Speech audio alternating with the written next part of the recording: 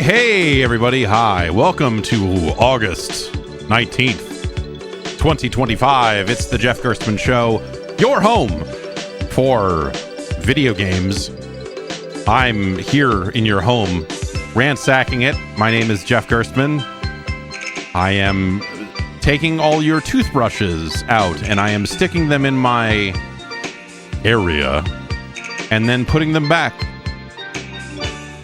What are you going to do about it? Nothing.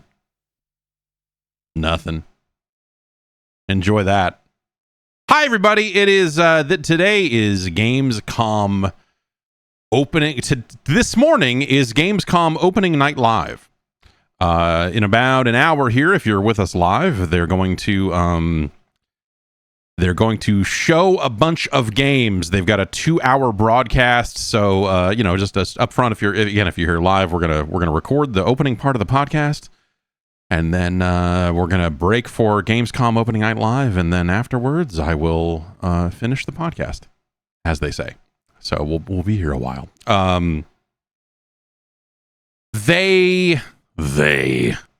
These video game industry, they are going to have a batch of games. I'm seeing, so I have a tab up here, to prepare for us to watch the stream later. I have the YouTube version of it up and ready to go, and just watching people people. This information is out there, but you have to. Everything is so scattered right now. I guess I can't blame anybody for not actually knowing it. The YouTube thumbnail for this video has a bunch of game logos on it, and I will read them here. It's Call of Duty Black Ops 7, Resident Evil Requiem, Ghost of Yotei, Silent Hill F, Ninja Gaiden 4. Why is that A and the nin? It just I don't know if they cropped this weird. Okay, the A is a weird. Okay, never mind. I was like, why did they make another N? Why does it say Ninja 4? World of Warcraft Midnight, which is apparently the upcoming World of Warcraft expansion, The Outer Worlds 2, and Fallout. They just have the Fallout logo. Now, Mr. Jeff Keighley, who produces the opening night live, has been pretty clear that they are talking about the upcoming season of the Fallout TV show here today. But again, not everyone sees that. So as I'm watching the YouTube chat, it's just a bunch of people going all this stuff sucks except for Fallout. That'll be, I can't, it seems a little soon. They just confirmed Fallout 5, so that was a little weird. So yeah, it's a bunch of, to which also I would say, if you're looking at that lineup of games, if that's the list of games they're, revealing ahead of time and saying, hey, we're going to have information on this stuff, and your reaction is, man, fuck all this shit. Why are you watching this show? Why do you watch anything about video games ever? Clearly you're into some different stuff that is not going to be represented always on an opening night live. Why are you even here? Just super weird. I don't know, but whatever. That's it.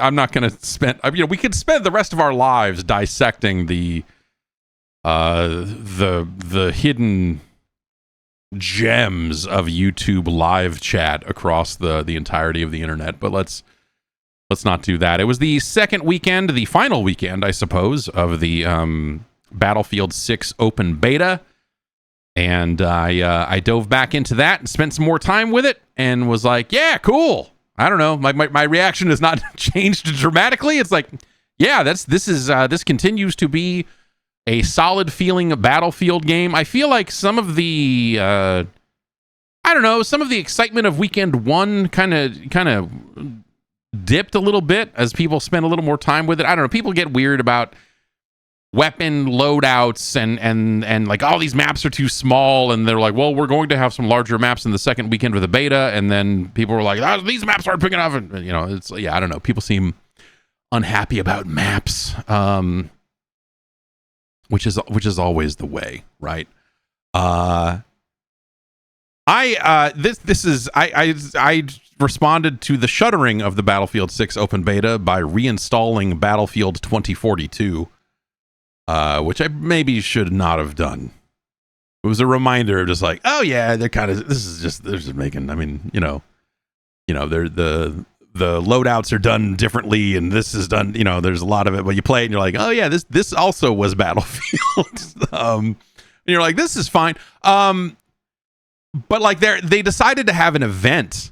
They decided to have like a like Road to Battlefield 6 event inside of 2042 with some kind of event, skins or hot skins for that ass. I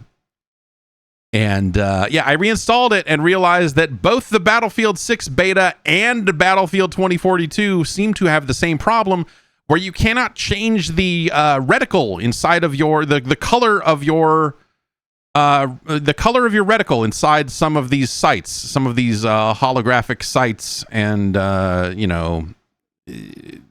and so it was stuck on red. It looked like there was a setting in Battlefield 6 for changing it that just didn't work. Like they have a ton of HUD settings and color change settings for like, what do you want the enemies to the color to look like, and what do you want? And I never honed in on anything I actually liked, and I had a real problem. I had a real problem of walking around corners and seeing a guy and going, and then in the time it took me to realize, oh, that's a bad guy. Like I was getting shot down. So I don't know. That's something that comes with time and just finding the right color that stands out against the backdrop of the maps and everything else.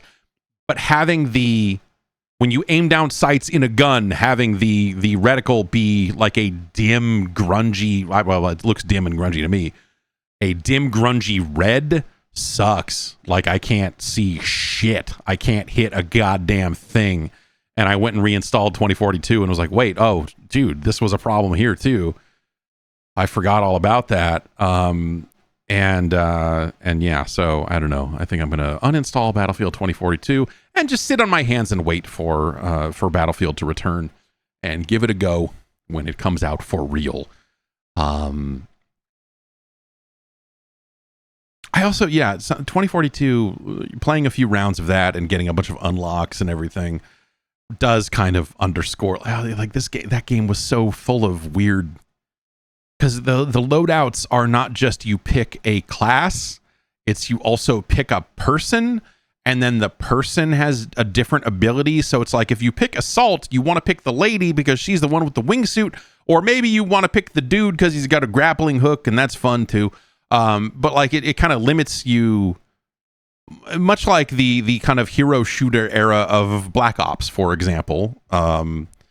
It really limits you to, what you're wearing, who you are, all of this stuff, if you like a certain ability, which I think is a terrible way to go with it. And the wingsuit lady is, like there's nothing wrong with it, but like, you want some variety, right? And so you want to unlock a variety of skins and change up who you are over the course of it. But no, you're like, oh, well, I want to use the wingsuit, so I'm going to play as this lady for, the next 5 years or whatever it is.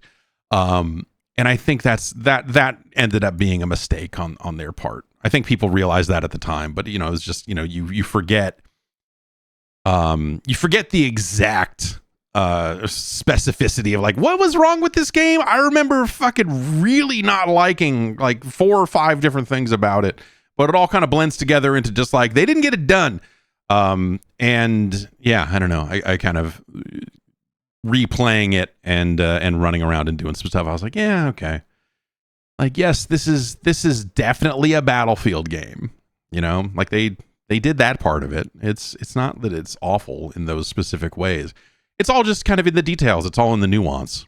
I think that's more often than not the case with a lot of well-worn franchises, but in particular well-worn shooter franchises where like, it comes down to what balance change did you make here? What what did you do to how you build your loadout, and what are the limitations to loadout building?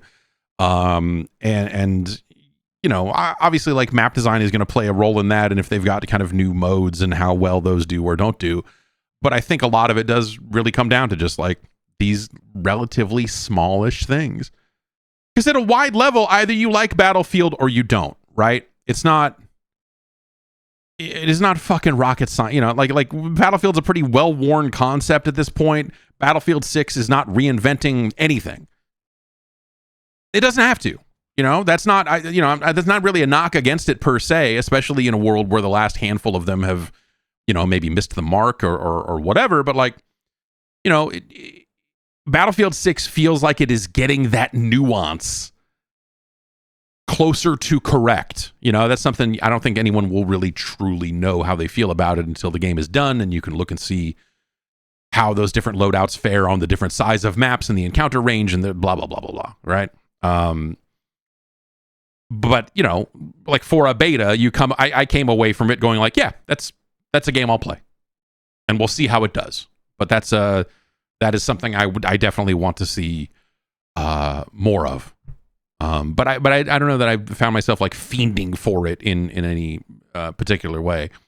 I like that they should if we were still in like a really catty era for competition between video games and franchises and whatever else, they would be marketing the create a class stuff in Battlefield 6 as like, oh, you thought it was cool to pick 10, huh? Now you can pick 100, motherfucker. And because the attachments all have like a point total associated with them, and you have a point cap for how much you can equip.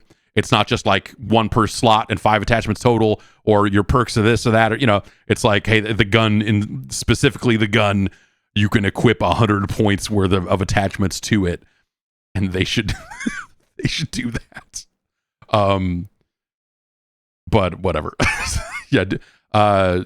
Syrup Accident says, do you think they'll put Seth Rogen in Battlefield? I think they've gone on the record as saying, and we'll see, right? Because, you know, someone close to the game could very easily go on record and say, we're going to keep it safe and sane, you know, like we're not going to go crazy with it.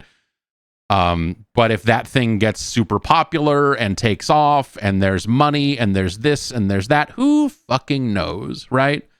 This is not going to be an annual game. There's been some talk that like over the next 5 years, they want to get to a point where a Battlefield is an annualized franchise, which I think is fucking crazy, but sure. I would rather see this go in the other direction of like, what if Call of Duty stopped being an annual franchise? But like that, there's been a little bit of talk on that, and who knows if that's accurate or not. But that's been going around. I don't know that that's. I don't know that that's a great way to do it. I think, again, because you look at Call of Duty, and I was looking at Call of Duty yesterday. I loaded it up and played around because season 5 of Black Ops 6 just started. And so I loaded all that up and patched it and rebooted it and reloaded it back up and got into the game and ran around and shot some people and was like, yep, that's Call of Duty. They put me on a map that they remade a map called WMD. And I'll be honest with you, man. I played around on they've retrofitted it to look like a car dealership this time. And I remember the name WMD as a map, but running around that map, I was like, I don't, is this? And I kept thinking there was another map I kept thinking of that but I don't think that was the map. It was reminding me of a totally different map. So I don't know. Like I was saying when we were talking about just maps in general, was that last week? That was last week. You know, I don't really get super attached to maps because I just want more and new and more new all the time. And games don't really do that anymore. Games don't provide for me in that specific way because, you know, they're not moddable and you can't have people going and, you know, Level Lord can't make 9 different weird bedroom tiny low gravity maps for a game anymore. Because we're worse off as a society. But you know, that didn't necessarily do anything for me. But like, they're selling, all of these skins. They've got some kind of 90s action hero event coming up in a couple of days here that will probably have some kind of additional skins for it. But dude, they're going to probably announce the release date for Black Ops 7 today. And in fact, it leaked because an ad for it leaked. And according to Video Games Chronicle, the leaked trailer that's been pulled down, so I haven't actually seen it. Apparently that game's going to be out November 14th.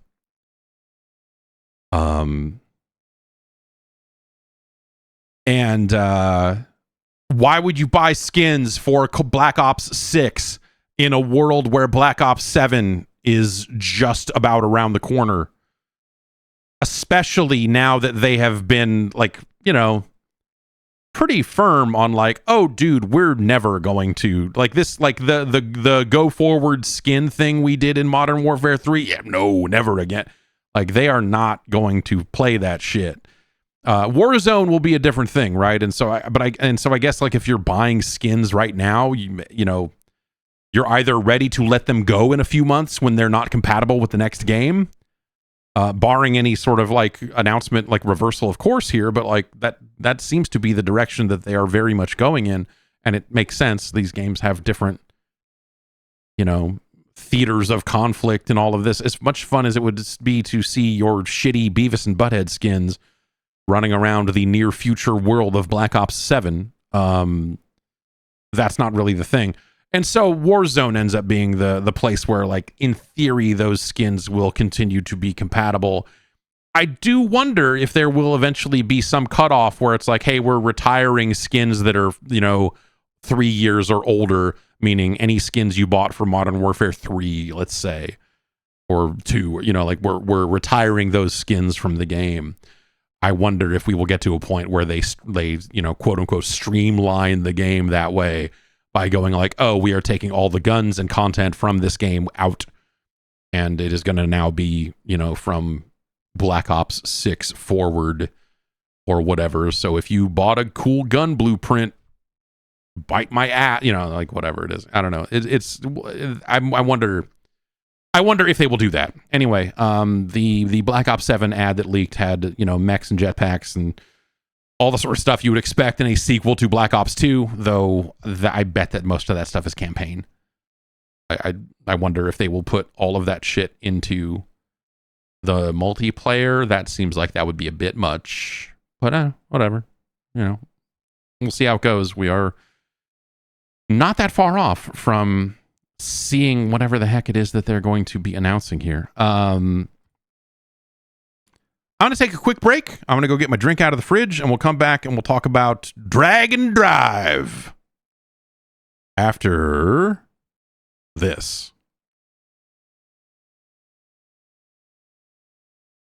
Sometimes you need to make cuts in your spending, but sometimes it can be very hard to figure out where those cuts need to come from. Getting your mind around your money, it isn't always easy. You got stuff in weird accounts and credit card bills and one over here, and you're checking over here and all that. And, it can be a bit much. Rocket Money is a personal finance app that helps find and cancel your unwanted subscriptions. It also monitors your spending and helps lower your bills so that you can grow your savings. That's right. Rocket Money shows you all your expenses in one place, including subscriptions that you forgot about and all of that. So you can really get a sense of, like, where is the money going every month? And from there, you can make informed decisions about, like, hey, these subscriptions, I haven't used this thing in 9 months. I should probably cancel it. I should do this. And the cool part, Rocket Money can help you cancel those apps, all those subscriptions, all that extra stuff. They can help you get it off your books. Just, you give them a little bit of information. They'll even suggest it. They'll be like, hey, are you still using this account? Because we can maybe cancel that for you. And you give it some information, and they will send some people off on your behalf to try to make the cancellation happen. They can also help you with savings. Sometimes they'll look at some of your bills and go like, hey, your phone bill is more expensive than we think it should be. Why don't you let us go off and see if we can lower that for you?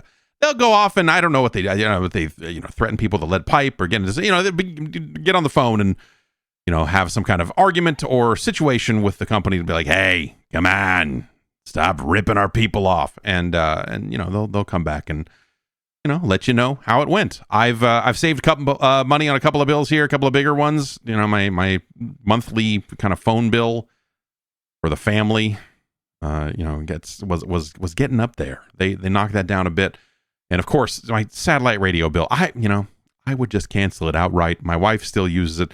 My daughter wants to listen to kids' music in the car and all that stuff. And so it's like, all right, we'll keep it. We'll move the subscription over to the minivan so that they can do this, and then they went off and saved me quite a bit of money on that bill. It was rad. All I did was give them an email address. They're like, yeah, here's the information associated with the account, and they came back and said like, yeah, nailed it. Like, awesome, this is great. It's terrific. Rocket Money's 5 million members have saved a total of $500 million in canceled subscriptions, with members saving up to $740 a year when they use all of the app's premium features. Cancel your unwanted subscriptions and reach your financial goals faster with Rocket Money. Go to rocketmoney.com/JeffG today. That's rocketmoney.com/JeffG. Again, rocketmoney.com/JeffG.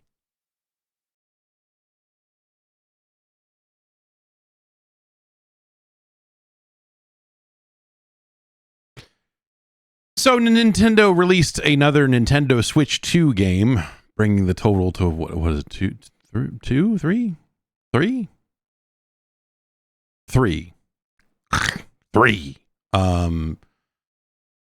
Drag and Drive. How are we? So back in a long time ago, I was on the podcast I was on was doing ads for an anime called Hunter x Hunter. And in big red letters, it said, do not pronounce the X. In Hunter x Hunter, it is just Hunter x Hunter. The X is silent. I was like, okay. And that has been my guidepost with a lot of this stuff ever since. And so is it just Drag Drive? That seems weird. Drag and Drive seems like it should be the right way to go with this, because that makes it sound like you're talking about dragons. Ida, this is their it's a wheelchair basketball game. It is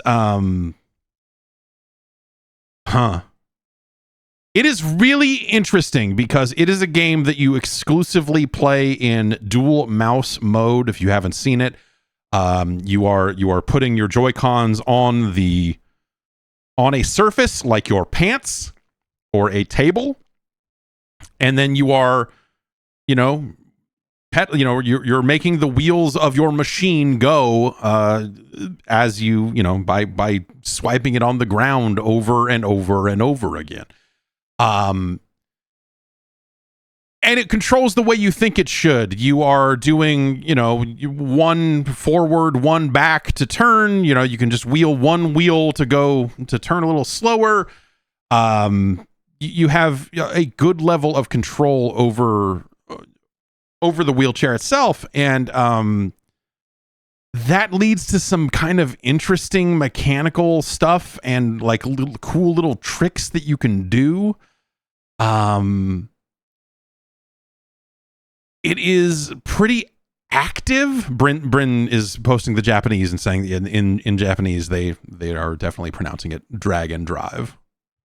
Doragu and doraibu. Yeah. So I don't know I don't know what the ideal setup is to play drag and drive. I had a TV tray over here that I moved over in front of the TV and set it on top of that. And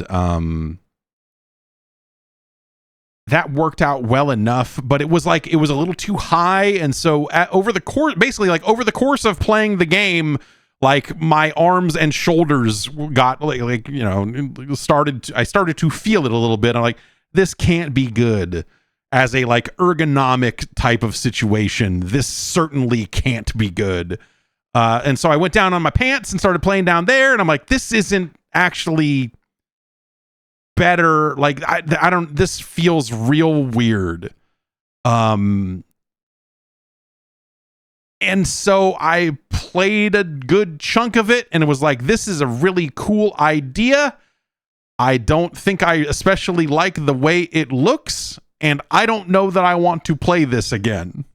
Like, I kind of came away from it going like, oh, I'm glad I did this. This was like a fun experience, but not a game I want to necessarily spend a ton of time with.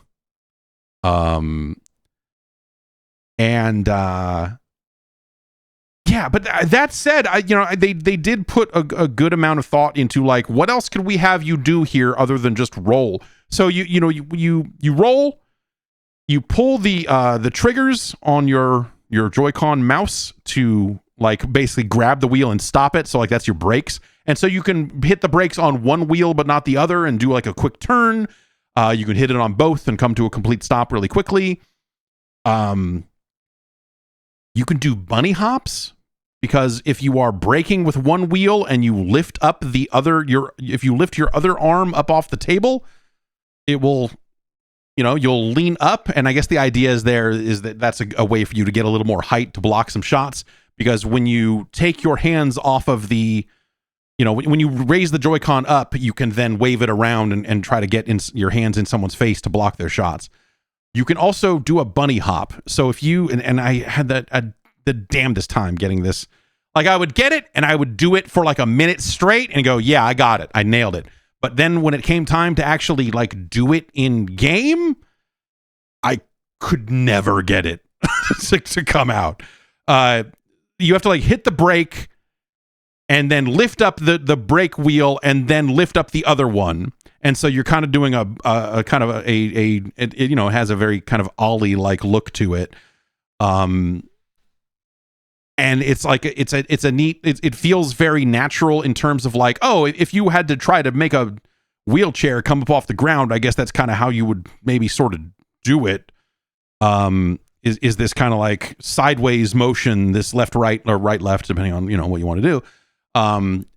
And they've put things in the world to let you kind of practice these mechanics and stuff. So it's a basketball court with kind of a half pipe around it, or quarter pipes around it. And so any kind of dunking you're going to do is because you went up the pipe at the right angle and kind of in the air, kind of slammed it down. It's a cool idea. If you are going up the quarter pipe and you deliberately kind of do a turn, you can do 360s, and there's neat little tricks you can do. In the basketball game itself, they've added, like, you kind of get additional points for doing tricks. So, a shot is worth 2 points unless you're outside the 2-point line, and then it's 3. But also, if you're doing tricks, you might end up getting like an extra 1/10 of a point, which is a super weird idea. It is like rock and jock basketball for fucking nerds with their decimal points. Get to the fuck. What are we doing? But like, it's that's kind of it, man. I don't know. Like, they put in a handful of mini games that are really there to help you learn the mechanics. Like, and between games, they send you to what they call the park, and so you will connect to a park with a bunch of other players in it, and you will see courts with games taking place on them. They're 3-on-3. If you smash someone from the front, that gets them to give up the ball. So basically, but you need to hit them from the front. If you wheel up behind someone and slam them, they will not be dispossessed of the basketball. So defense is about you smashing them from the front or getting in front of them and waving your hand around to try to maybe block some shots and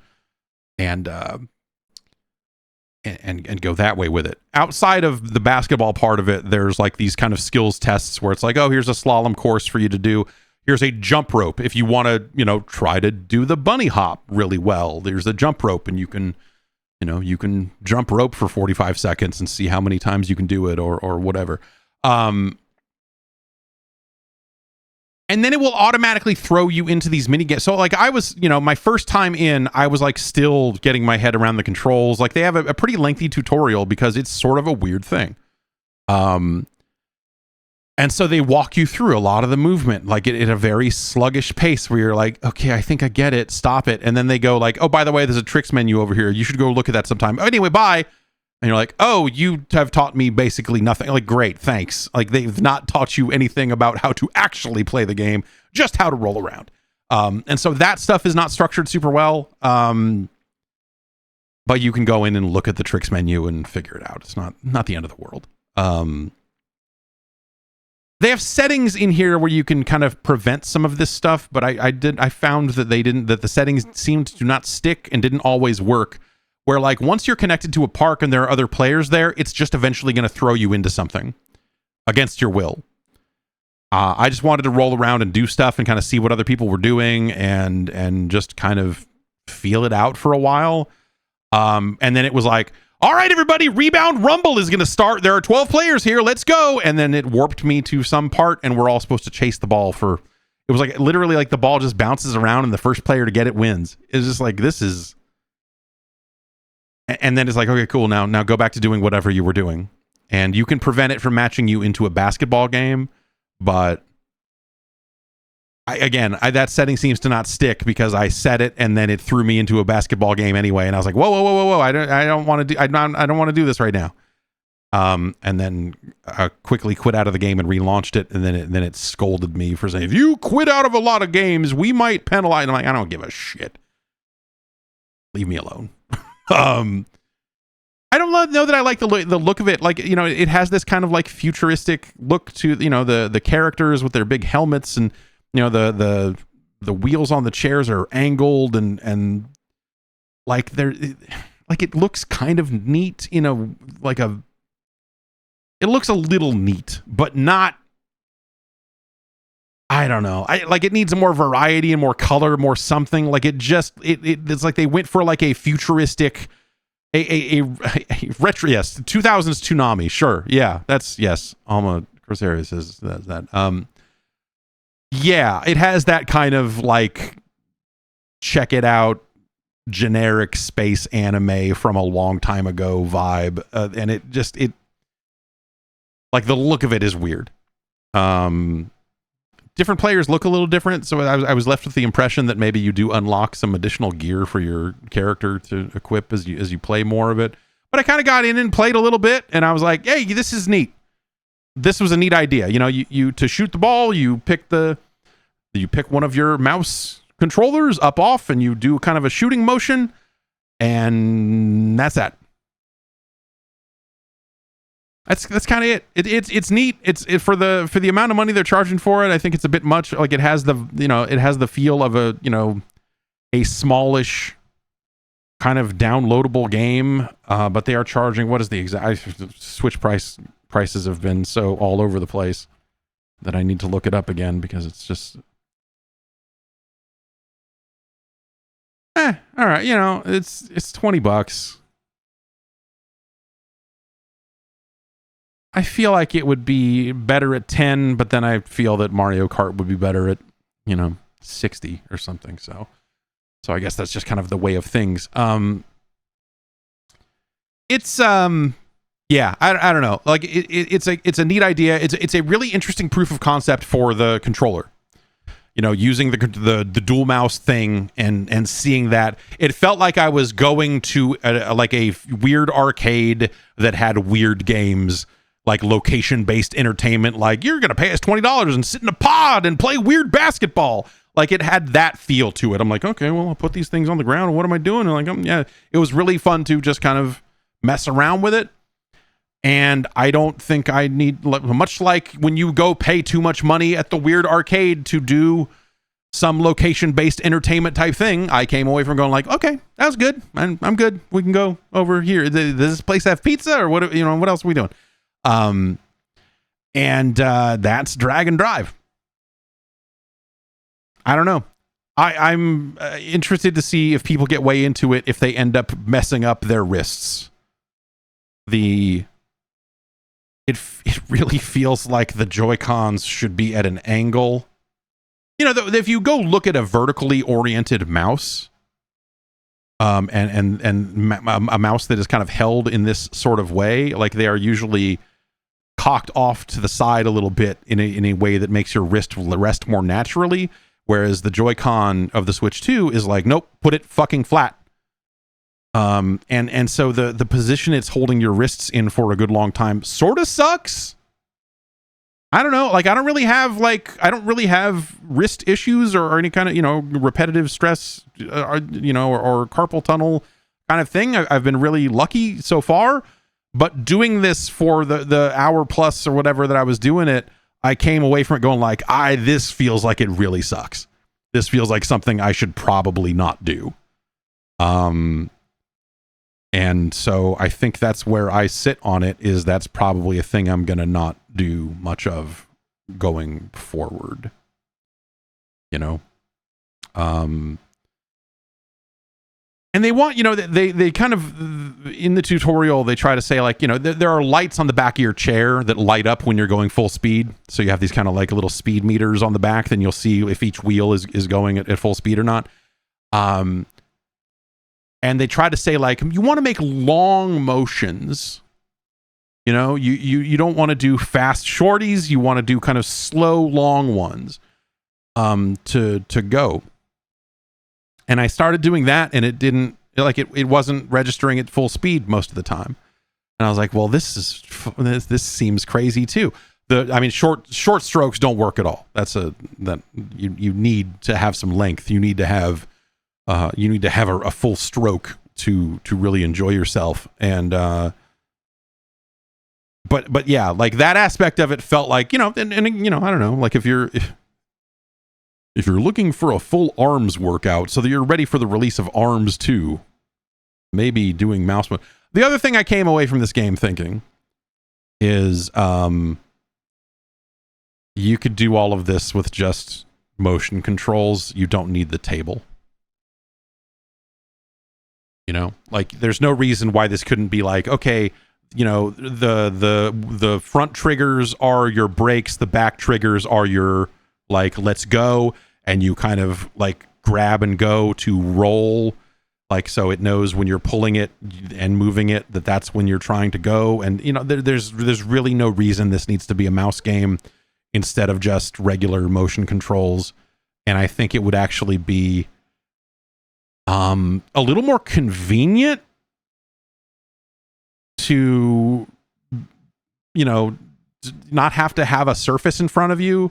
The pants stuff worked okay, but I didn't want to, like, you know, it was like I was going the entire lengths of my upper legs on this thing. Like it just, I don't know, like that aspect of it just felt weird. Like if it had a motion, even as an option, just the ability to play in the air, I feel like that would be accessibility, you know, I don't know, it just feels like that would be better, and you could hold them at a different angle, and it would be weird, not as weird on your wrists and all of that sort of stuff. I don't know, man. I came away from it not necessarily a believer in the mouse stuff, just because in a situation where you're trying to do high impact sort of things, and well, I got to rotate, especially like, you know, you need to line up these shots. If you're trying to ram into someone from the front, you need to, you know, really steer and get just right and do that. You know, you're like it requires a little bit of precision at, you know, but also like big motions. It's big motions and precision combined, which is like it again. I think that kind of gives it is when I'm talking about it as like this big weird arcade experience. Like that's sort of how, you know, like you think about it as like, oh, that's all part of their big experience. I don't know. It's neat. It's neat that you can do it. But I don't think I want to do it in this particular case, I guess, is how I ended up feeling about it. Which is a shame. Because I think that, you know, the control nuance that they do have in there, you know, with the ability to jump and do all that other stuff, I do think that stuff's kind of neat. But I don't think this gets the job done per se. So, if you're watching live, we are about half an hour away from the start of the Gamescom show. And so I'm kind of looking at what we have ahead here and thinking, how much do I want to record now before the start of that? Let's take our final ad break for the day, and then we'll come back and we'll get into the news after this. Ridge, you know Ridge. Ridge makes the Ridge wallet, and they make cool keychains that, stop your keys from jangling around, keep all your cards and your money all in one place. Tight, not soupy. Well, Ridge is having a big sweepstakes contest sort of thing here. They're doing the legendary sweepstakes for the 5th time. And it's wild here. 2 lucky winners will get to choose between a $280,000 Lamborghini Huracan Starato, a $100,000 Hennessy Velociraptor, or $100,000 in cash. It's look. What are you going to pick in that? They put the numbers right in front of you. I'm going to say $100,000 in cash seems like the smart one. But hey, I wonder if you could pick the Lamborghini and then sell it for more than $100,000. I'm just putting some ideas in your head in case in case you win. I mean, apparently there are only 1,500 of these Lamborghini Huracan Staratos in the world. So, Ridge giving you the chance to own one. I mean, that's a pretty rare opportunity. Maybe you keep it. Maybe you put it in your driveway so that neighbors walk by and go, what the heck is going on? It's their first off-road supercar. It's a naturally aspirated V10, 610 horsepower. Take that down to the store. Be one of those. Be one of those guys that's taking the weird fancy car to the coffee place, and people are going like, "What are you doing? What are you doing?" The Hennessy Velociraptor is an insane 558 horsepower twin turbo. It says here it's basically an American muscle car put into an all-terrain truck. So you can enter completely for free at ridge.com. Take your shot. Do it now. And if you want to boost your odds, every dollar you spend on Ridge's site gets you one additional entry. So head over there, check out the Ridge wallets, the power banks, the phone cases, the key chains, whatever you need, and rack up those entries. You're going to want, even if you don't win the sweepstakes, you're going to get a cool wallet that keeps all your stuff together. Black, forged, carbon fiber, all these different styles. If you like the football, they've got wallets that look like your favorite football team. All sorts of things. Rings, suitcases, keychains, all of that. Ridge has free shipping, a 99-day risk-free trial, and a lifetime warranty on all their products. So you're going to end up happy no matter what. Ready to upgrade your wallet and maybe your ride? For a limited time only, head to ridge.com and use the code JeffG at checkout for 10% off your order and a chance to win Ridge's biggest sweepstakes ever.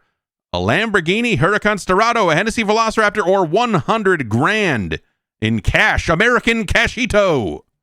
Dollarinis. No purchase necessary to enter, but for every dollar you spend, you get more entries. That's ridge.com. And use the code JeffG after your purchase. They will ask you where you heard about them. Support the show. Let them know we sent you. Go get a fancy car. Send me a picture of it. I want to see this thing in your driveway. I want to see you going and picking up a bunch of amiibos in your Lamborghini. So let me know.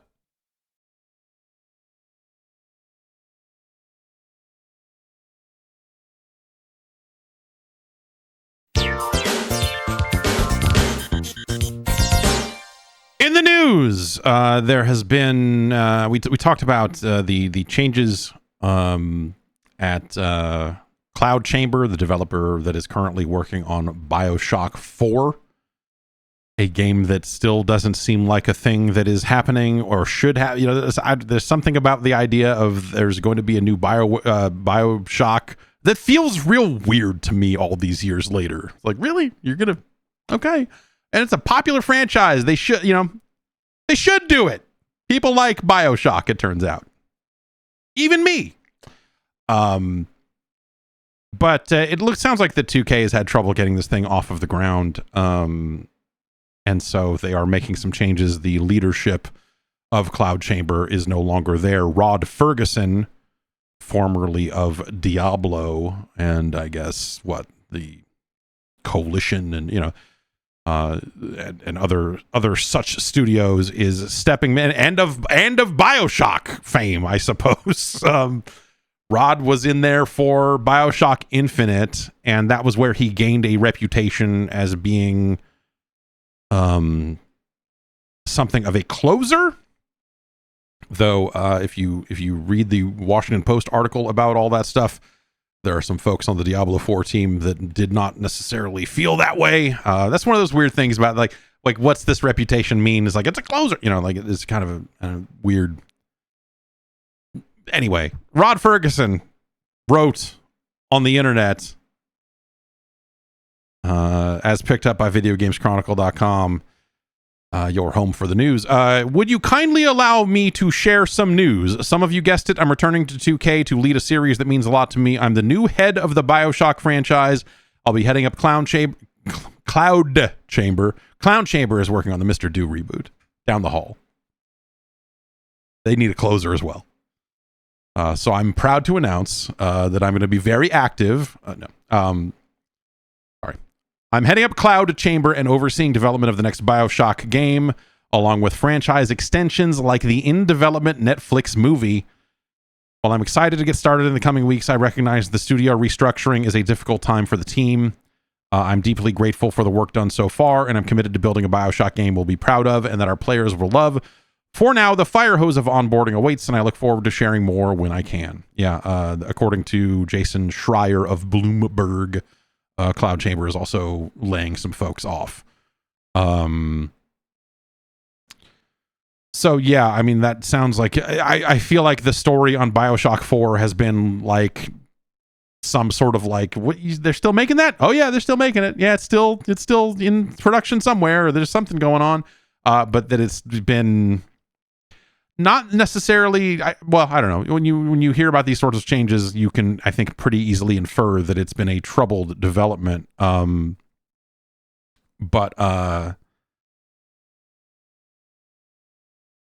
that also, yeah, I mean, I don't know that I've heard too much specifically about this, other than that they've been quiet about it and that there's all this other stuff. And I don't know, it's, like they're working on this, and then Ken Levine is in theory somewhere working on Judas. And neither of these games are coming out anytime soon.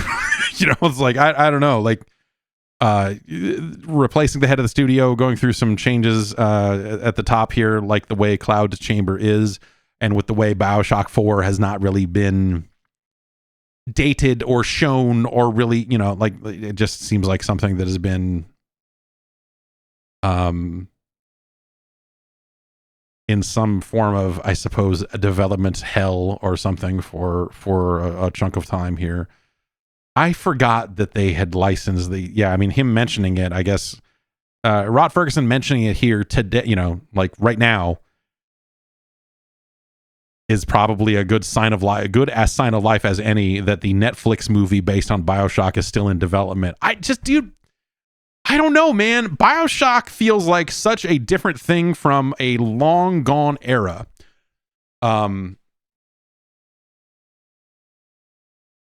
And the idea of a new Bioshock already sounds like weirdly cursed to me. And I think that Bioshock Infinite did a really good job of being the game that salted the earth a little bit and said, yeah, now what, motherfucker? The way we told this story, the way we pulled back the curtain on the nature of this universe is such that you could either make 1 billion of these or 0 of these. But if you go and make 1 billion of them, they are going to be a lot more meaningless as a result. And I was always under the impression that was a deliberate move on their part, as a result of like, oh yeah, well, this is going to be our last Bioshock game. We are not making another one of these. Ken is obviously going to move on and do what Ken is going to do, and and so good luck making another one. I don't know. I remember hearing that Bioshock 2 didn't necessarily go down super well out in Quincy, with the original Bioshock team. And so you almost get the impression that this was their like, oh yeah, okay, yeah, keep making them, motherfucker. But I don't know. It's been so long that you could, that no one remembers that, and you can kind of do whatever with Bioshock at this point, I suppose. But the other thing I would say about that is what is Bioshock at this point? Like, you're really locked in on this. Like, I don't know, man. We got a lighthouse. We got a guy. We whatever the third thing is. We got that too.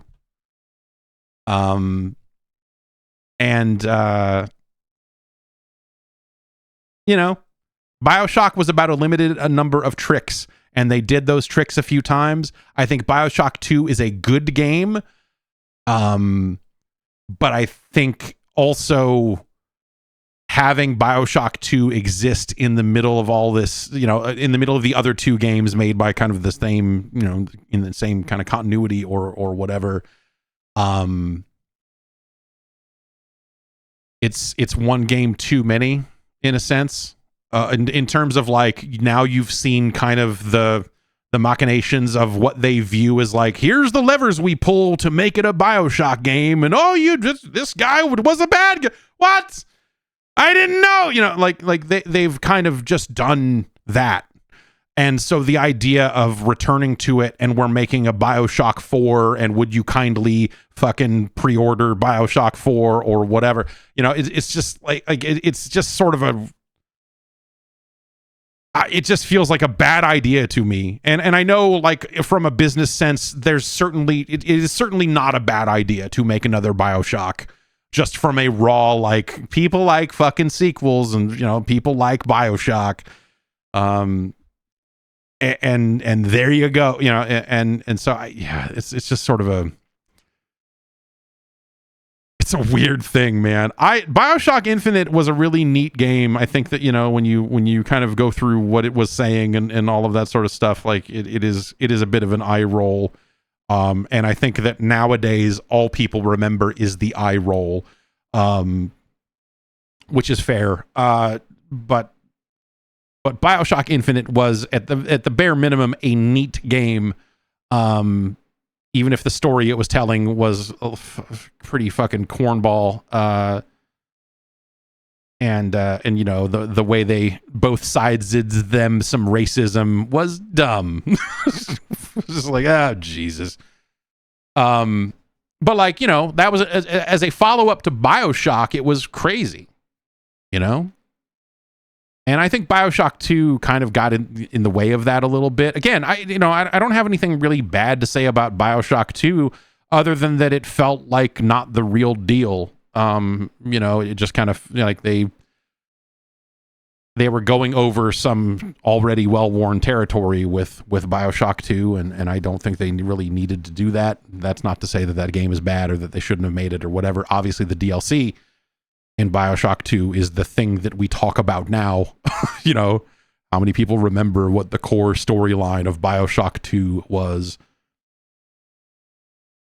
I don't. I was about to. I was right there. Like, no, you know what? I don't actually remember the specifics of what the fuck happens in Bioshock 2. I remember the end boss fight being ridiculous, and like it being a little more actiony than the series was good at doing, and being like, this is a little out of its depth. And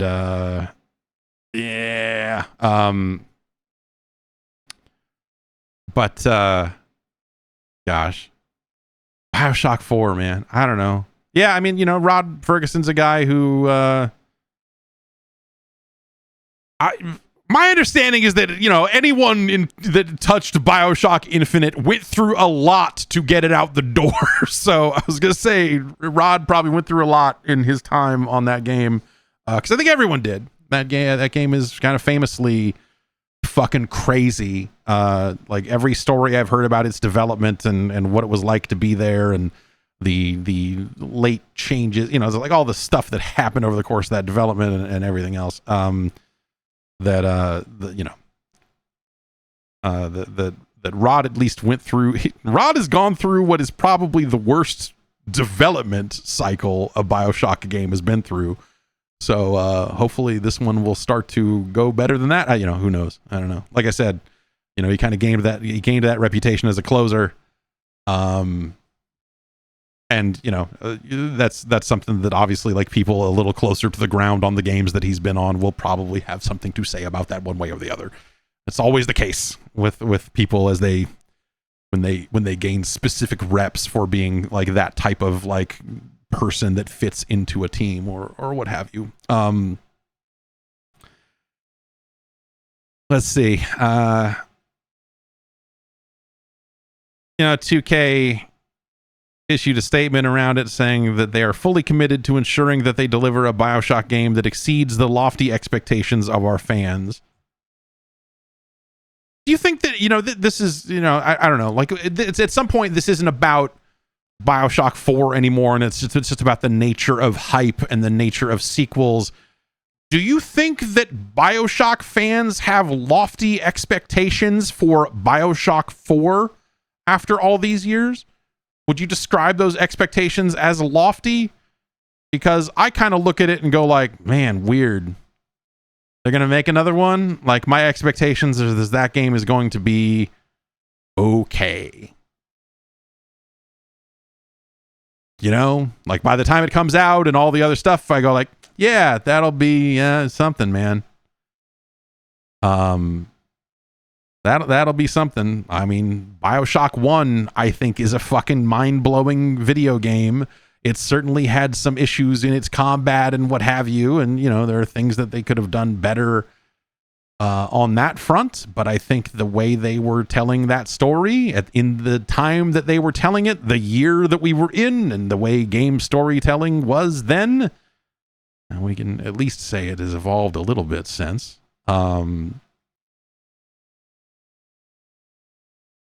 It's a landmark moment for sure. Bioshock 2 less so. Bioshock Infinite, a different type of landmark moment, but like, again, interesting for so many reasons, just from the stories of its development to what was eventually released and kind of, the cycle that game went through post release and whatever else. It's just kind of crazy. But like the idea of just like, all right, it's time to, get hyped for Bioshock 4. I'm like, yeah, I don't know, man. Like, what is the average age of the, people that would consider themselves part of the Bioshock fan base? I know, like, people were like, well, that's, I guess, the other thing, right? It's like, are people fans of Bioshock? Like, the people that you would say, like, oh, I'm an extreme fan of Bioshock, this and that. Like, are you, or did you just like cosplaying as the characters from Bioshock Infinite? It was just like popular, like, I dressed up as the girl from the Bioshock. Like, okay, she's probably not going to be in the next. I mean, you realize, if she is, it's kind of a letdown in a weird way. If after all these years, they're like, I don't know, we made a sequel to Bioshock Infinite, we called it Bioshock 4. Like, that would be even crazier. That would be even fucking weirder, dude. But again, I think a lot of that just gets into the nature of sequels and the nature of hype and long development cycles and all this other weird stuff. I mean, there's no reason with the nature of the universe in the Bioshock world, there is no reason why they couldn't have those characters play some kind of role. But Jesus, man, if we waited, 30 years, 50, 70 years or whatever for Bioshock 4 and it came out and they were like, check it out, it's like a multiverse. Boy, that would be some pretty grim. Like, okay. I mean, I get that Bioshock Infinite was kind of early to the multiverse stuff, but now you're also impossibly late to it. Boy, that would be that would be real. Oh man. What is Bioshock 4? You probably make it an underwater game, right? You're probably going like, oh dude, it's been so long, like we need to kind of get back to the roots of Bioshock. And then someone pipes up and goes, you mean the man, the lighthouse? No, I mean, it's going to be in an underwater city. Like, oh, okay, sure, I guess. I bet it is, right? It has to be, right? Space? Yeah, sure, yeah. But there probably is some chunk of that game that is like, I don't know.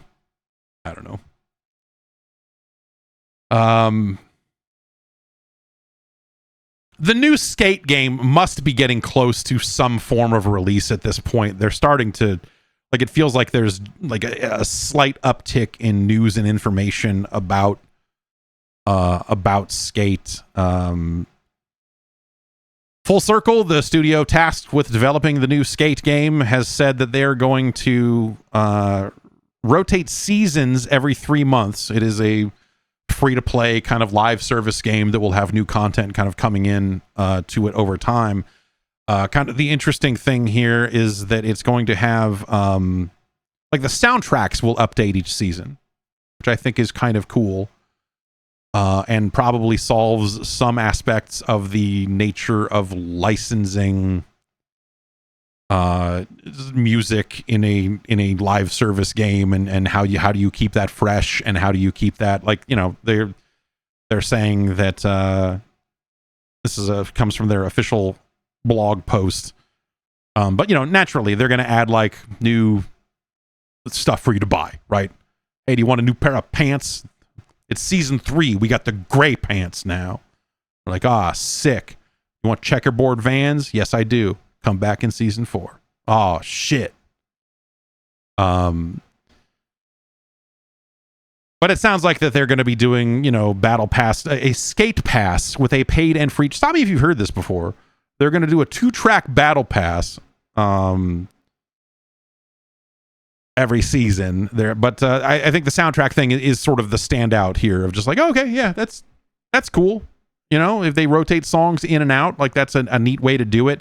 It also lets them take more chances on more kind of unknown acts, and also, I mean, and also maybe kind of splash out for big songs at launch that maybe don't have to be there for 5 years. That you're like, okay, yeah, we can kind of go through and you know, spend our music budget in a variety of ways from season to season and kind of see how it goes. I think that's cool. I think that's a cool idea for something that is supposed to be a living world, living city, or whatever. Someone in the chat says, just got an email that the beta servers are going to get a progression wipe tomorrow, so I'm assuming that this is the home stretch. Yeah, they've been yes. Yeah, they've been running Skate like closed beta stuff for longer. I don't know, man. What's older, Skate 4 or Bioshock 4? It feels like both of these games have been in development for like most of our lifetimes at this point, but I suppose that's not technically true, or even non-technically true, but it sure feels that way. I think that, yeah, so that they are okay, so they're saying that they're going to be out by the end of the summer, which means it has to be pretty soon here. And that'll be some kind of early access launch for whatever that means, I guess.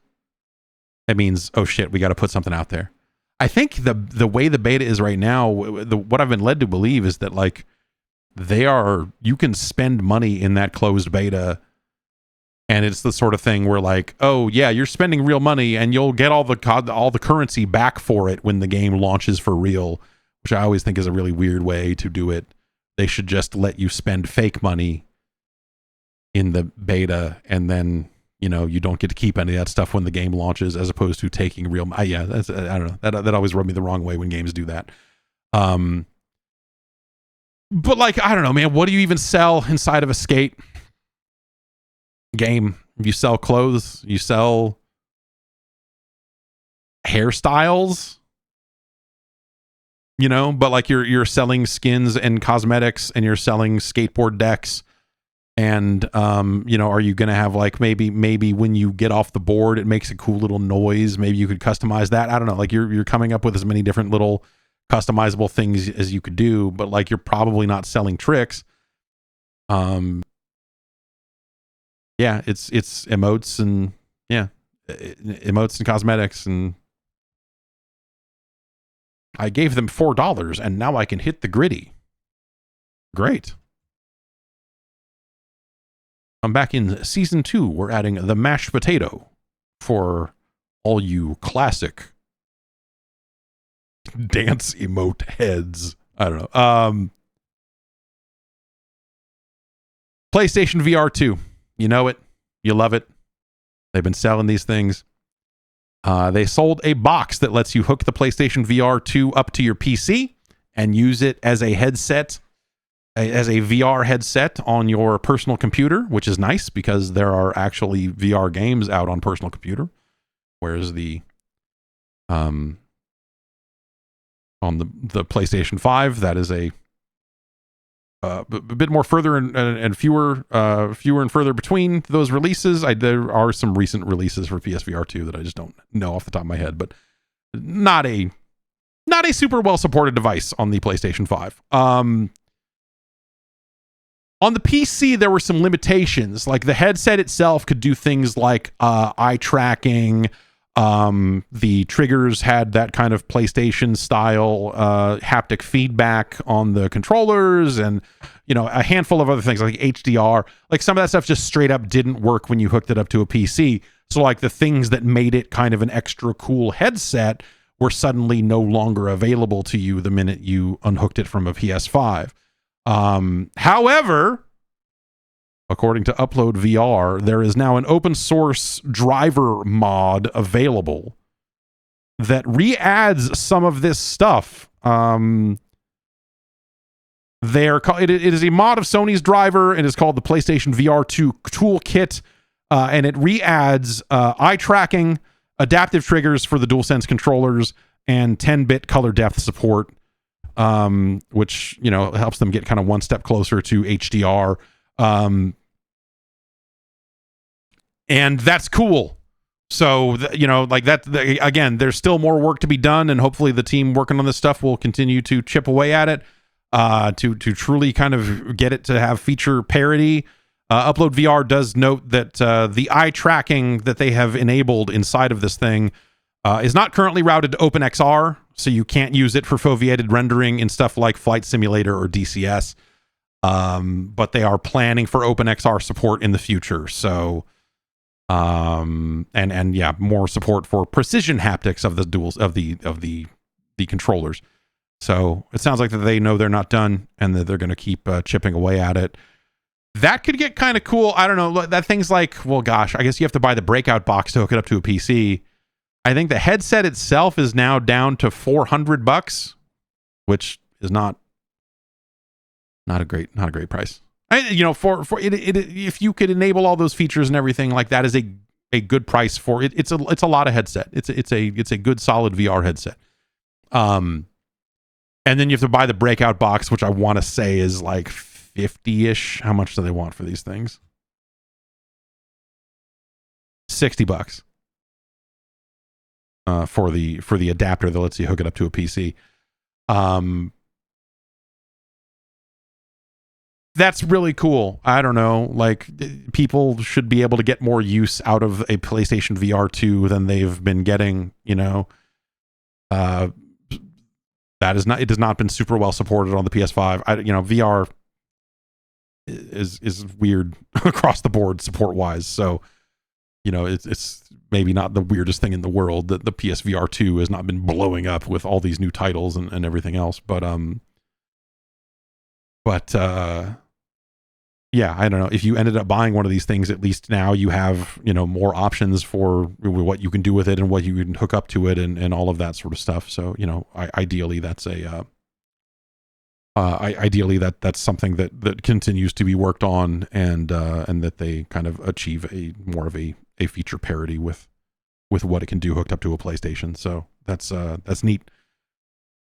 That said, not neat enough that I'm jumping out of my chair to go buy the breakout box and all of that other stuff. So that's, as someone who already, I have a Quest 3, and you can wirelessly hook that up to, a PC for Steam stuff. And that works pretty well, I'll say. So yeah, I don't know. Like that's where I'm at with that stuff. And I don't even really do that very often. So what are you going to do?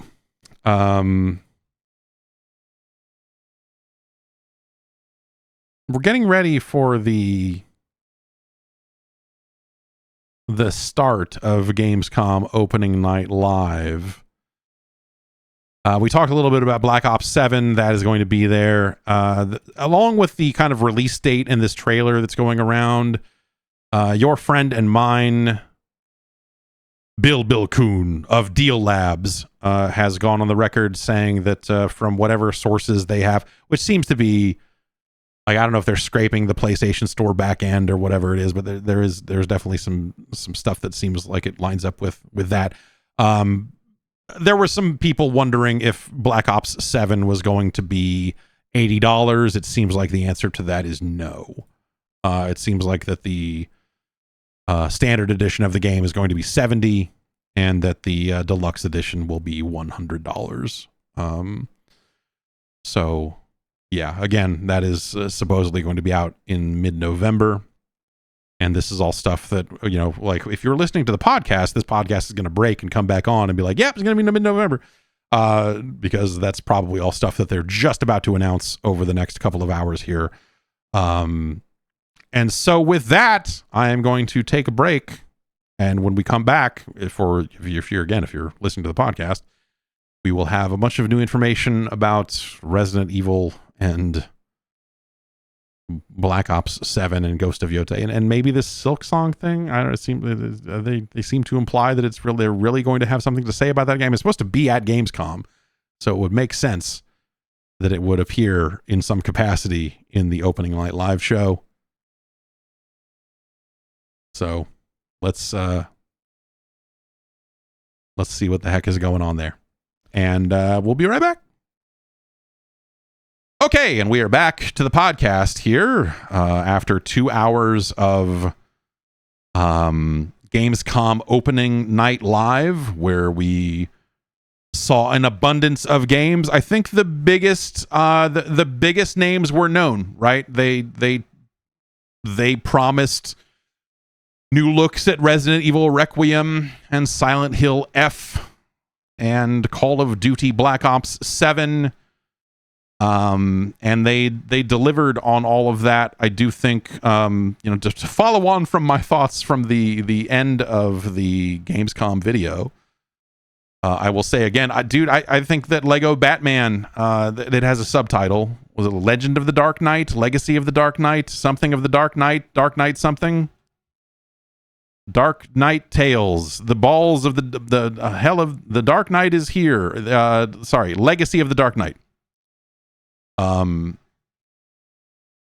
think that's a really smart thing to do for the Batman franchise, and you know, the following on from some of the more recent Lego games and kind of heading maybe even further in that direction. After, was it the Skywalker? What do they call it? Like whatever the Lego Star Wars thing, the last thing they did. Legacy of the Skywalker. No. But it was an interesting trailer because I think it showed a lot of, to me, the things that stuck out were the things that looked like an Arkham game, you know, like more of an open worldy kind of thing, which they've done in past Lego games. But this seemed like obviously that they were going out of their way to show like, okay, this combat has this kind of counter-based thing, this enemy to enemy drift that you saw in the Arkham games. Doing a little slide through the legs, like the, you know, little things in the combat. They showed him kind of spraying the explosive foam on a wall in the Bat logo, and you know, that to me is always very Arkham coded, if you will. And so I look at that, and you know, the goofs of a Lego game I think are kind of always a little hit and miss. Like it's not like it's like they're trying to do a PG rated spoof of a thing that, you know, is quite a bit more violent than Legos would normally get into, right? I mean, Batman doesn't kill people, but he sure fucks people up real good. But yeah, you know, seeing some stealth, some gargoyle type, you know, like you look at that and you go like, okay, like if they, and they said as much, that they're looking to pull from a lot of different facets of Batman media. And they framed that in terms of movies, comics, cartoon, you know, like all of the TV shows, like all of that sort of stuff, but also from games. And like you see a fair amount of Arkham in there. And I think the smartest thing they could do is make something that is 80% of the way to a new Arkham game while still being faithful to some of the kind of core Lego stuff. Because I think that's a really smart way to backdoor a new Arkham into people's hands without it feeling like... I think there's a lot of pressure, right? I think there would be a lot of pressure to say we're returning to Arkham. We are going to make a new game in our Arkham trilogy if Rocksteady was doing it, or if, whoever they got to develop it, they, maybe wouldn't say trilogy, but, but to say we are returning to Arkham with another serious game like that, I think the expectations get real wild real fast for that. And so you blunt a little bit of that by making it a Lego game. The littlest bit of the expectations, you go like, okay, like you're gonna get, like visually it's gonna look like this. You don't have to like sit there and go like, I bet Batman's gonna look real because PlayStation 5 is so sick, or whatever. It's like it's gonna be stylized, and they get to have fun with it that way. Because of the Lego games and the way they are written, I think you get a lot of, you get a very different tone, obviously, than the Arkham games that way. Not an unwelcome tone. Though I do think that some of the spoof type stuff they've done in the Lego games over the years has maybe worn a little thin. That kind of cloying, like, it's like that fourth wall, like, we're winking to the camera. Look at us. It's like the scene from the movie, but we twisted it on you, you motherfucker. That you saw a little bit of a flash of what almost looked like detective vision in that trailer if you go back and look. And so, dude, I don't know, man. Like that, I think that has the potential to be fantastic. They've got Matt Berry in there as Bane, which is like that's fun. Matt Berry's good. Understatement of the year, I guess. And so I think that thing really is sort of the standout from this showcase.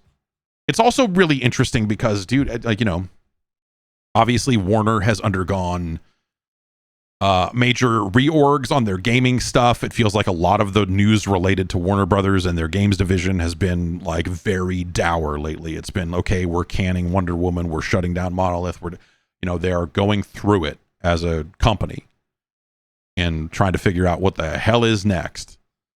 And so as kind of like one of the first, if not the first announced projects on the other end of all of that change and shutting down multiverses and all of the, people may be unsatisfied that Mortal Kombat 1 didn't get another season of characters or whatever, man. Like, I think that this is a really good step in the right direction. That I think could be, this Lego Batman thing could do really well for them. Surprise, surprise, right? But but I do think that there's something very interesting there with what they showed, and so that left me with high hopes, and I'm very curious to see that. That is not coming out until next year. Right? Did they just say? They say anything other than 2026 for that, or is it just 2026? They briefly showed the Indiana Jones DLC, which is out very soon. They also announced that game is coming to Switch 2, which cool. That's more people should play that game. I will be very interested to see how that game runs on a Switch 2. Though I guess I never saw how it ran on a Series S, so I'm sure that on some level that, something resembling that answer is probably already out there. But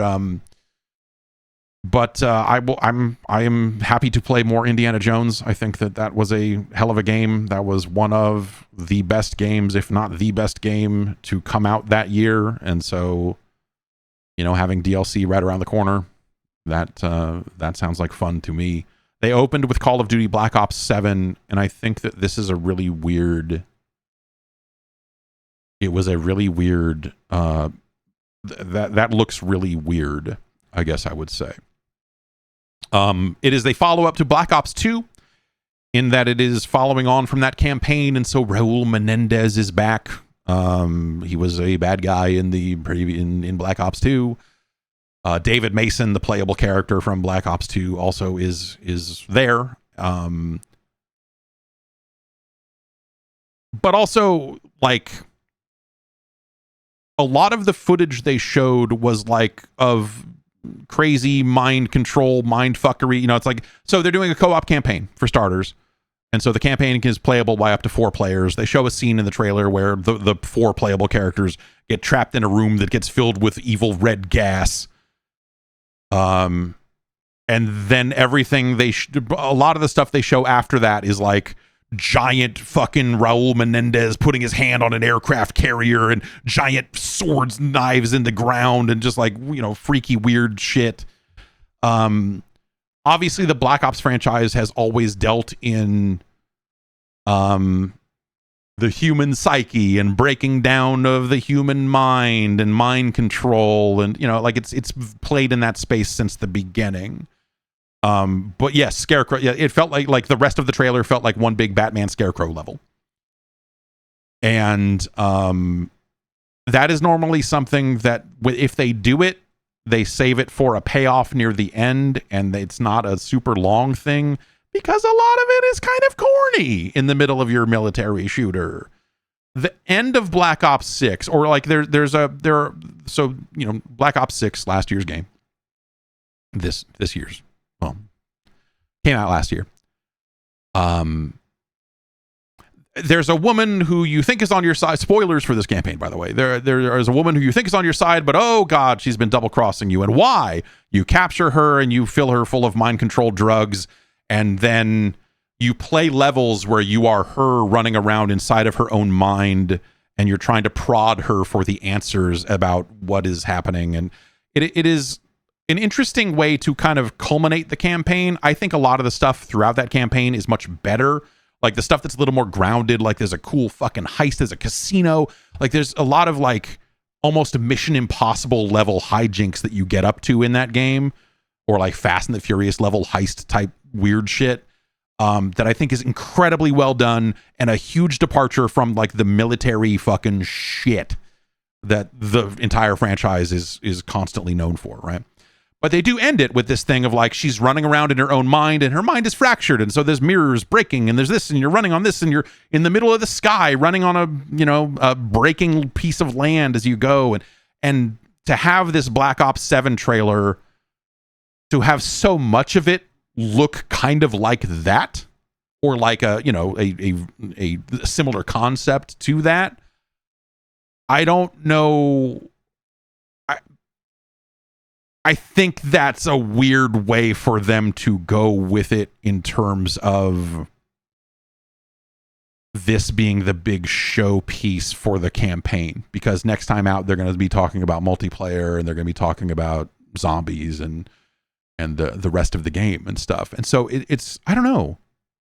It just feels like a very strange way to show that game, and it makes me wonder how much of the campaign is going to be you got hit with the red devil gas and now the whole game's crazy. Like, is like a significant portion of that game going to be that?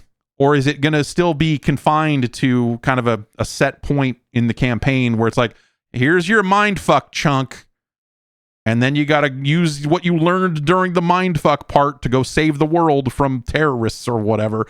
But like, if a lot of it is like that, I don't know, man. But you know, they showed what appears to be kind of maybe slightly updated takes on some of the Omni movement stuff from Black Ops 6. They showed some kind of sideways runs with kind of gun out to the side sort of stuff that I think looked all right, just from a pure movement perspective. And they showed a little Frank Woods in there. They showed Frank Woods' grave, and they showed young Frank Woods alive. But at this point, they've shown their hand of just like, I don't know, a bunch of this is a bunch of mindfuck stuff. And so the rest of it, you're just like, well, of course, all this stuff is in here. Like, I don't know. Like, it's hard to care about the specifics of it. And I know a lot of people are like, it's a Call of Duty campaign. It ain't that deep, son. But, you know, Black Ops 2 is actually one of the high watermarks for Call of Duty campaigns in terms of what they did and the variety that they offered, and the things they were trying to accomplish there that I wish they would have built on more directly in the future, but instead kind of never did again. And And so I think that does leave them with a high bar. And so I want that stuff to matter, I guess I would say. I want, like, if they're going to pull the ripcord and go, all right, we'll follow up to Black Ops 2, it's finally here. I want that to mean something and not just be like, I don't know. Yeah, we just kind of, it's all like weird, trippy mind stuff. They also say it will follow on from threads in Black Ops 6 and you know, and so it's taking from the Black Ops 6 campaign and the Black Ops 2 campaign. And I think that that's potentially really interesting. But again, you know, I think a lot of that comes from the Black Ops 6 campaign is really, really well done. Like, there are some really crazy outside of the box mission designs in there that, for the people who think Call of Duty is still just like an icon over a guy's head and you're following him and walking forward, like they do a really, really good job of putting you in a lot of different situations. And so much of that game is not about you just being mindless soldier walking behind a tank or walking behind a guy or whatever else. Like, there's just a lot of inventive missions inside of that campaign. It's really nicely done.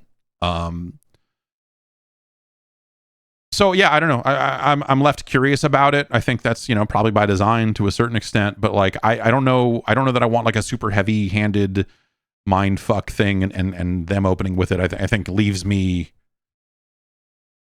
with more questions than answers, or like a bit of a, like a, what are you actually doing here? But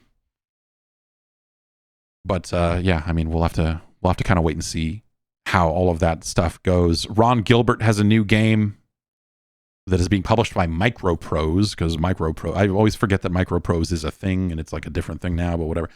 It is a vertically scrolling, I suppose you would say a vertically scrolling shooter. It is forced scroll. So I say it might look like, you know, Commando or a, you know, I don't know, like a Legend of the Mystical Ninja, or, you know, a Goemon game or something. Looks like a Pocky and Rocky like. No, but it is forced scroll. It is some kind of rogue like type thing. And that looked like it had a lot of potential. I'm looking over Video Games Chronicles, videogameschronicle.com's write-ups of some of the stuff. They've got stuff from some press releases and such. A chaotic roguelike vertically scrolling RPG is how the game is being described. And there's a typo in this story where they called Maniac Mansion Mania Mansion, but that's neither here nor there.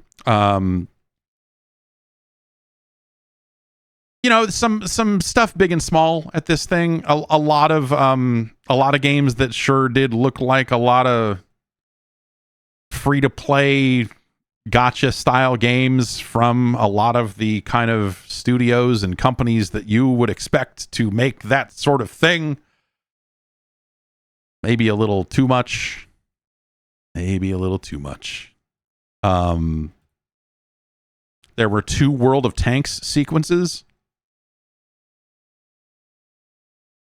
They're putting out something and calling it World of Tanks 2.0, which, for a game that has been around for longer than most of you have been alive. When did World of Tanks launch? Is that actually a true statement? It feels like it is. 2010. Okay, that's maybe not as long as 15 years. 15 years of World of Tanks. Congratulations to World of Tanks for reaching World of Tanks 2.0 after 15 years. Sure. We're just slap a number on it. I don't know. It doesn't matter. And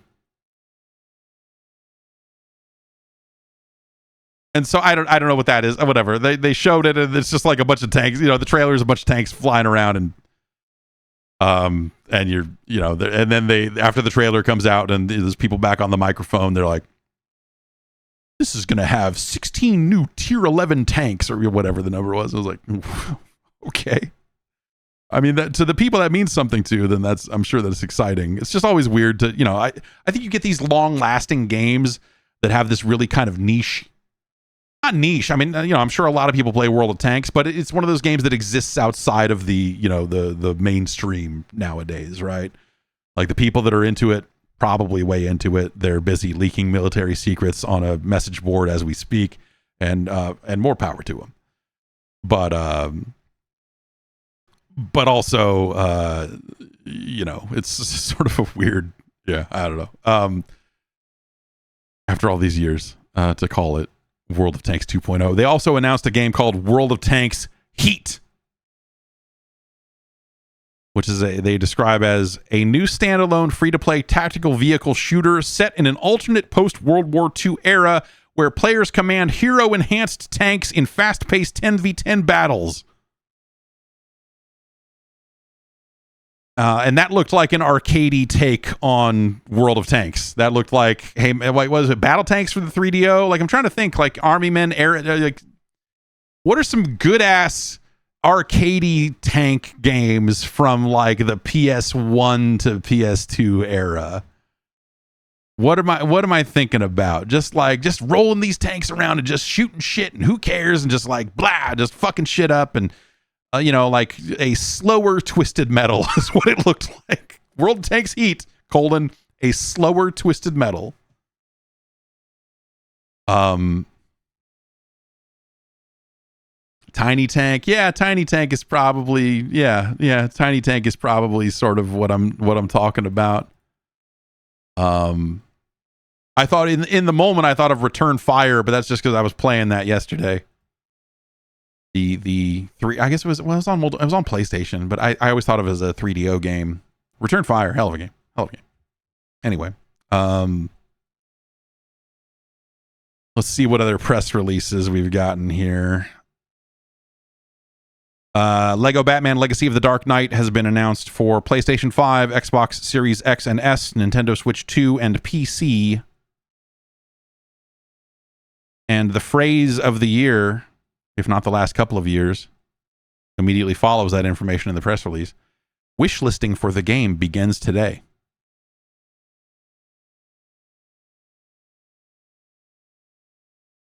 And then there's an asterisk there because they have to specify that means PlayStation, Xbox, and Steam and Epic, because I don't think you can wish list things on the Nintendo eShop.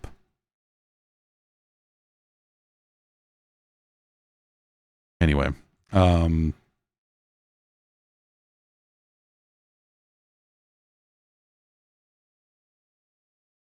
the Ghost of Yotei is getting it's getting the multiplayer mode. It's getting a Legends mode, much like Ghost of Tsushima had. That'll come in 2026.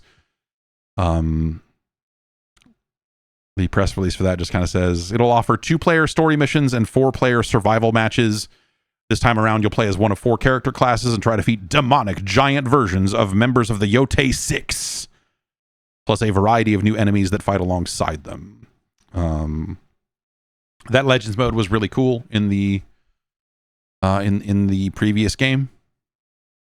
So, cool that they're bringing. It's not going to be there at launch, but cool that they are doing it.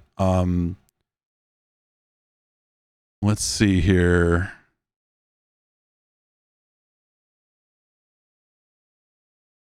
What is... All right. Sorry. There was some stuff announced in the pre-show here. I have a press release for something called Bubsy 4D, bringing the... Claws out! Atari and Fabraz reveal, which is like Febreze, but with an A, I guess, reveals Bubsy 4D, bringing the cult classic mascot back in a bold new platforming adventure. Armed with new moves, no one is a friend to Bubsy. No one you want to associate with.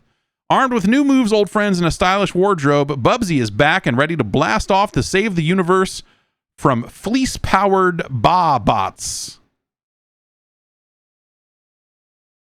That is PS5, Xbox Series X and S, Switch 2, PlayStation 4, Xbox One, Switch 1, PC.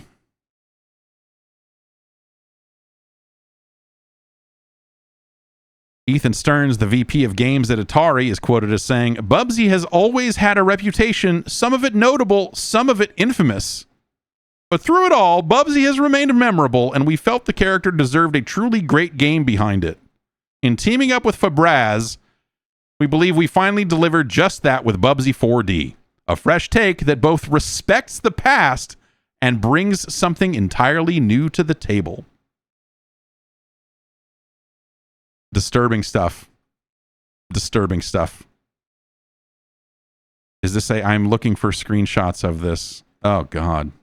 Oh, God.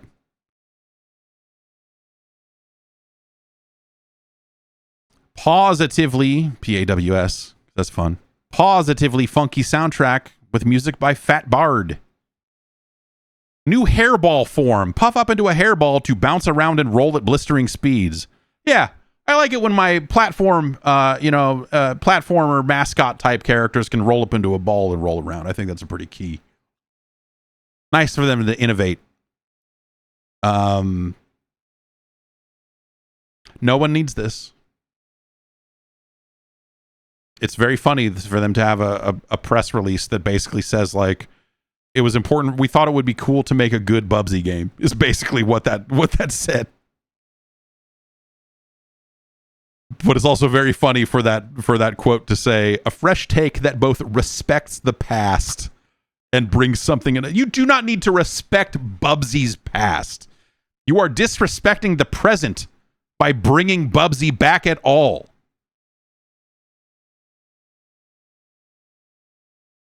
Truly disgusting. The game's launch date will be revealed in the coming months.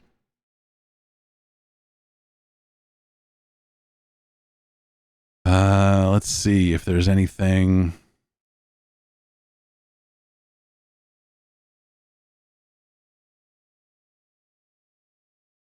Okay. There's going to make a Sekiro anime. There's like a handful of things across this that, they showed some Silent Hill F. They're putting chocobos into Monster Hunter Wilds and putting some Monster Hunter Wild stuff into Final Fantasy 14. And so on down the line. A decent showcase, I would say.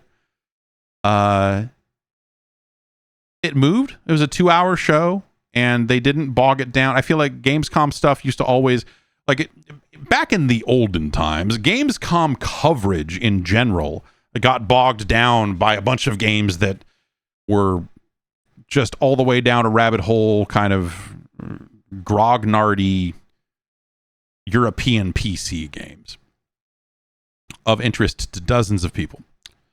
And this didn't have that.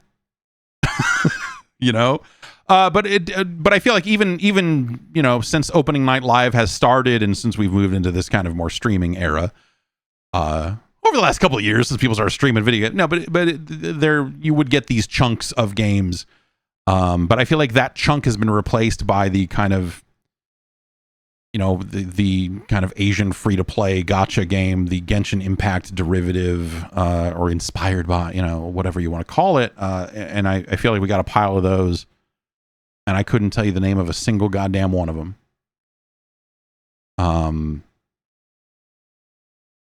That stuff just... It's hard because you look at some of that and you're like, I vaguely remember one that there were anime girls and they had guns. I don't know, and they were shooting. And you look at it and you go like, I don't know, this shooting looks okay. Like, this looks like a game I might... There was one that was like anime The Division or something. It just had that kind of third-person shooter look to it. And you're like, maybe there's something here. But then you immediately are hit in the face with like, oh, right, this is going to be some free-to-play hellhole full of whatever monetization strategies they've come up with. This is a game that's also going to appear on phones, and it's gonna do that stuff. And it's hard to get excited. Sometimes those games hit, and sometimes they connect with a player, and sometimes you end up playing way more of it than you would expect. But it's just not something you need to see a fucking trailer of. It's certainly not something you need to go pre-register for. They're always like, pre-register now and you'll get 20 free pulls of the slot machine. which is always a good sign when they are promising you things like that. But yeah, I think it's just it's hard to, you know, in much like we were talking about some of the coming out of Summer Games Fest earlier this year.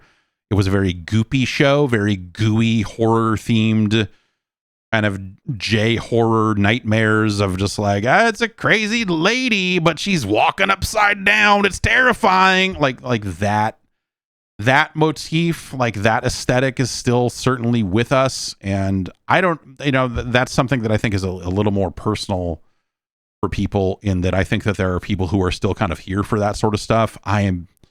I don't think I was ever here for that sort of stuff. And so the resurgence of it, or the prevalence of it these days, has really been draining for me, just in terms of like overall excitement about the future of video games. It's just like a lot of that stuff. You just go like, fucking come on. All right. And the kind of free to play anime shooter, whatever thing, like that has I think gone even beyond that saturation point, you know? And, obviously there are people who are interested in those styles of games. Otherwise they wouldn't continue to make them. But, I don't know. That stuff is just like, again, it's not to say that those games are specifically automatically going to all be terrible or whatever. It is more just a feeling of like, that's not a game I need to know about at all right now. That's a game that when I can get my hands on it, you can tell me about it then, and give me my 20 free pulls of the slot machine. And if I get something good, if I get a pretty lady with fun powers and she shoots good, you know, maybe that'll end up being a game that you accidentally sink 200 hours into or something. But like, I don't know, having like practically a block of it in the middle of the show. It's you know, it's tough. it's tough to watch some of that stuff intercut with all of this other, you know, all of this other business, right? But all of these shows have that now, right? Because like they said at the end of the stream, if you were paying attention, there was a bit of text at the bottom of the screen that was like, hey, there's some paid product placement on this. And you're like, yep.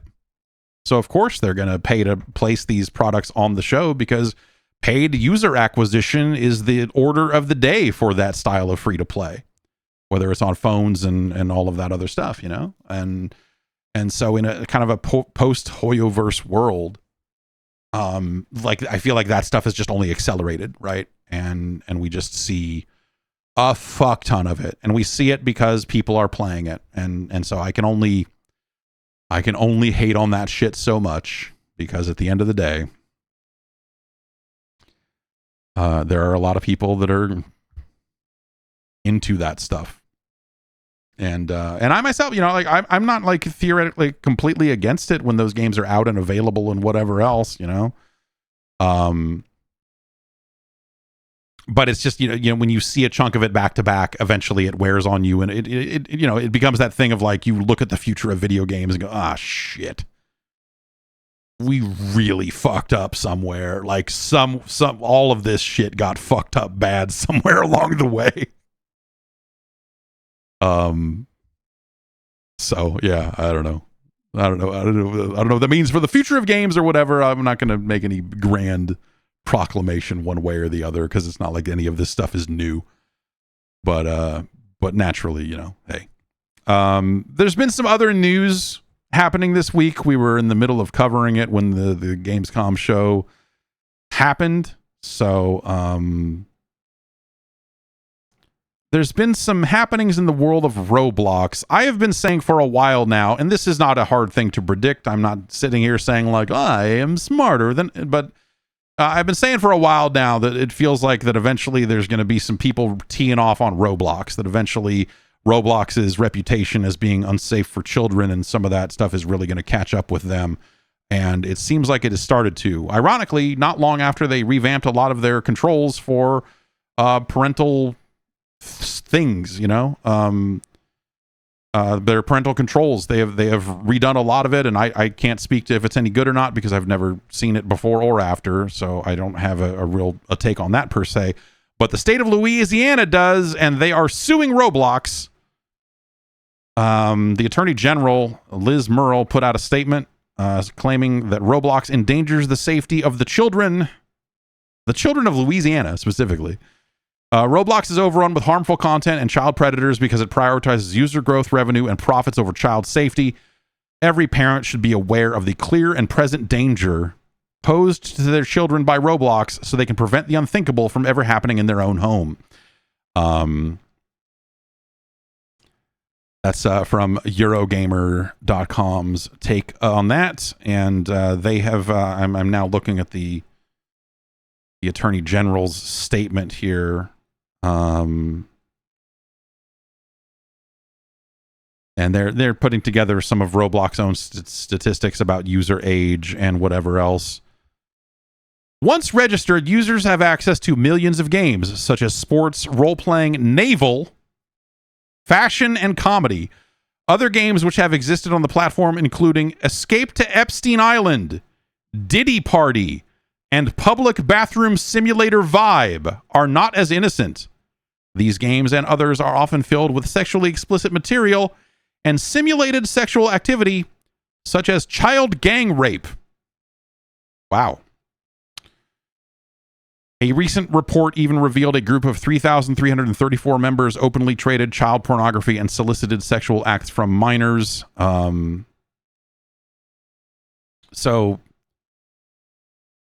It sounds like that there are other lawsuits and things in the works here, that Louisiana is maybe just the first through the door on that stuff. The other thing that happened is there is a man named Michael Schlepp who has been producing, I guess, content. I mean, not necessarily, like, I don't think the content is necessarily the first bit here, but he is the vigilante that we were talking about in the Roblox statement about banning vigilantes. He was out there trying to catch predators inside of Roblox. Schlepp has since been banned from Roblox for being a vigilante. And he is now working with Chris Hansen, you may know as the To Catch a Predator guy,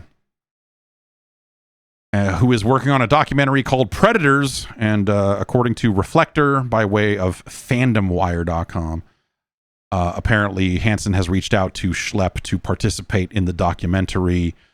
It says here, Hansen's involvement comes after Schlepp posted the viral predator catching videos where he filmed with established organizations like Predator Poachers and EDP Watch.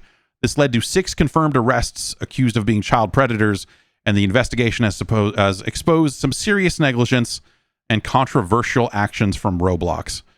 Now, remember, Roblox has banned Schlepp from the platform and put out a statement about vigilantes, saying that, you know, that a lot of the behavior that vigilantes have to participate in order to find predators is also, predatory type stuff in nature, and that they are, it's like they have to violate the rules of Roblox in order to solicit this material in the first place, and that's why they can't have vigilantes on the platform. Which I feel like if you're putting out long statements trying to justify why you're banning people who are trying to expose child predators from your platform, you are probably fucking up. There is probably a smarter way you could have approached this and worked with this person instead of doing this. I don't know. I don't know what the right move would have been on Roblox's part. I think the right move on Roblox's part is always going to be try to act in ways that enhance the safety of every user of the platform. And try to stop the stuff from happening in the first place. Obviously, that's a really difficult task. There are a lot of users on Roblox, and policing any kind of online community of size is, let's just say it, it's fucking impossible to have 100% success rate there. But that's not me letting Roblox off the hook. It really seems like something that they could be doing a lot better with.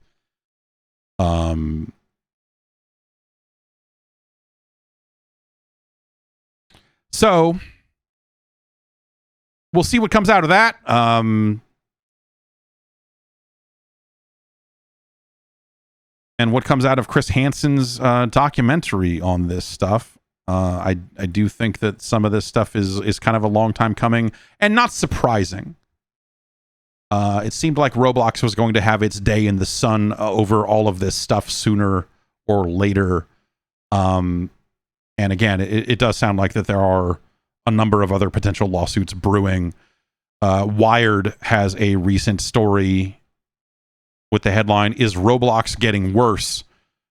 Kind of on the other end of those updates, saying experts worry that the updates could have the opposite effect and not improve the experience for kids. And they kind of posit, hey, the new rules also come much too late for many of Roblox's users. The company, which made nearly $1 billion in revenue last quarter, has faced allegations for years that its platform is a haven for not only pedophiles, but also fascists and nihilist groups like No Lives Matter and 764. Now Wired has learned that a group of law firms across the U.S. is looking to file a flood of lawsuits in the coming months, all for clients who accuse the platform of allegedly facilitating the sexual exploitation and grooming of their kids. There's a quote here from a lawyer. It says, "I would assume by the end of September there should be about 100 to hundreds of these lawsuits pending, and I would assume by this time next year you're probably looking at over 1,000 of these filed." His name is Matt Dolman from the Dolman Law Group. And Dolman says, we alone already have about 300 of these cases. And Dolman says the vast majority of his clients are under the age of 16 and estimates around 60% of the cases involve girls.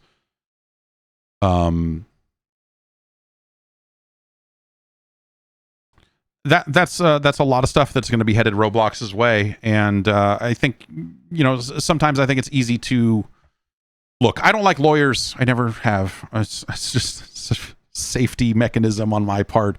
Then when lawyers say they're lining up hundreds of lawsuits and everything else, it's very easy to kind of go like, well, yeah, that's what lawyers do. They're looking for, have you been abused in Roblox? Write me here, like ambulance chaser type stuff. However, when we are talking about these types of allegations and this type of situation, sort of a different story. So I think all of these people should probably have their day in court and we should see what's what. Dolman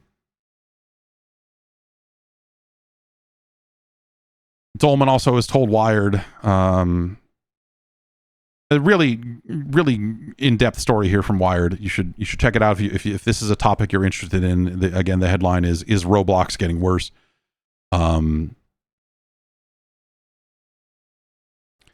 Dolman tells Wired he has been meeting with a working group consisting of lawyers from 7 other law firms, all of whom are speaking with a number of clients who are also accusing Roblox of failing to protect children. We are currently representing over 400 victims of sexual abuse and grooming on Roblox and Discord, alleges Martin Gould, who is a partner at Steinar, Gould, Greco, and Hensley, which is a law firm. Some of them are pretty horrific cases, is what he says. So it seems like that some of the stuff is going to get thrown Discord's way as well.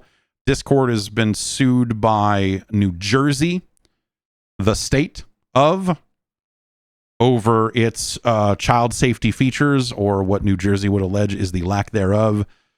CNBC has an article about that, basically saying that Discord has violated the state of New Jersey's consumer fraud laws by misleading children and parents from New Jersey about safety features, obscuring the risks children face on the platform, and failing to enforce its minimum age requirement. There's a quote here from the lawyers in the filing. Discord's strategy of employing difficult to navigate and ambiguous safety settings to lull parents and children into a false sense of safety when Discord knew well that children on the application were being targeted and exploited are unconscionable and or abusive commercial acts or practices. And that Discord's acts and practices were, quote, offensive to public policy.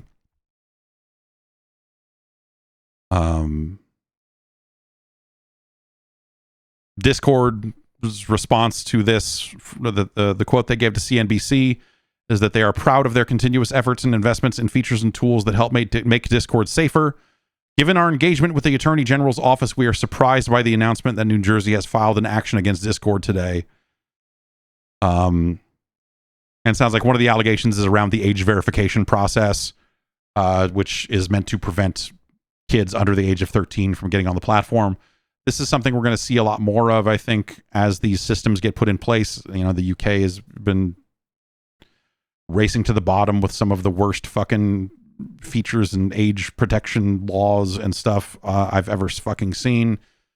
And so we're seeing these like hasty systems rolled out where, you know, you maybe have seen the story where people were defeating some age verification stuff by presenting a picture of Sam Porter Bridges from the game Death Stranding in order to say, yes, I am over the age of 13. YouTube has said it's going to start rolling out automated AI-driven features that will look at your usage history and determine if you are older than or younger than the age of 13. I'm sure nothing will go wrong there, and I'm sure the appeal process will be very sensible and easy to deal with.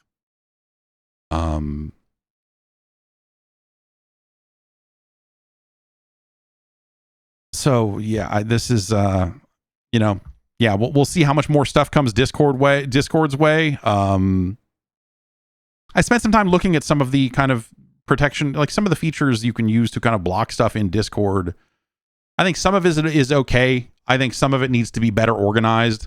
I would say that about a lot of Discord, is that I think a lot of the user settings and server settings and what you can and can't do as a user or whatever else, I think that it is a maze of settings that could probably be done in a better way, especially when we're talking about child safety. And, you know, there really should be kind of one-page panels that really get you where you want to go with those sorts of features. And so that is probably in need of a dramatic overhaul, regardless of the lawsuits, I would say.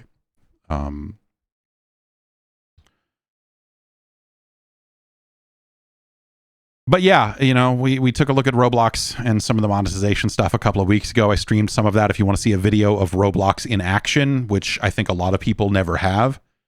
If you're older and you don't have kids, and, you know, like, I think there are plenty of people who think they know what Roblox is and kind of don't. I think that you should watch the video I put up on YouTube of me playing some of that YouTube stuff, or some of that Roblox stuff. And get a look at it, and get a look at what it is. And I think you'll start to see like how some of this stuff could happen, and how some of it, by all accounts, is happening. Though that the focus of that video is more on monetization and some of that stuff, which is an entirely different type of gross, that is probably not worth addressing right now because of the seriousness of the other stuff. But, you know, there are multiple facets of Roblox that you look at and go like, oh gosh, it's really surprising, eye-opening, I suppose I would say. So go check that out.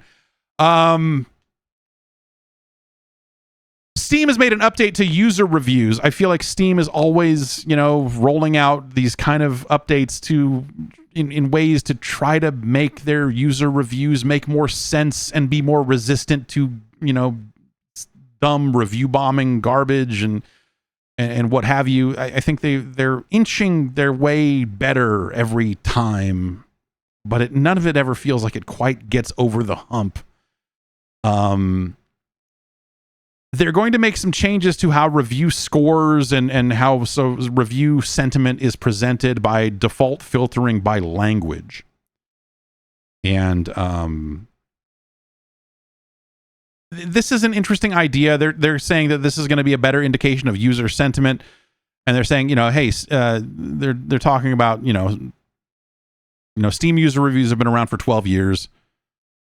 It was designed as a relatively simple thing, and then they kind of get into it. Steam's growth since then into an even larger global presence means customers in different regions of the world may have vastly different experiences from each other for the same game. There are a variety of reasons this may happen for a particular game, including translation issues, cultural references, poor network connections, and many others.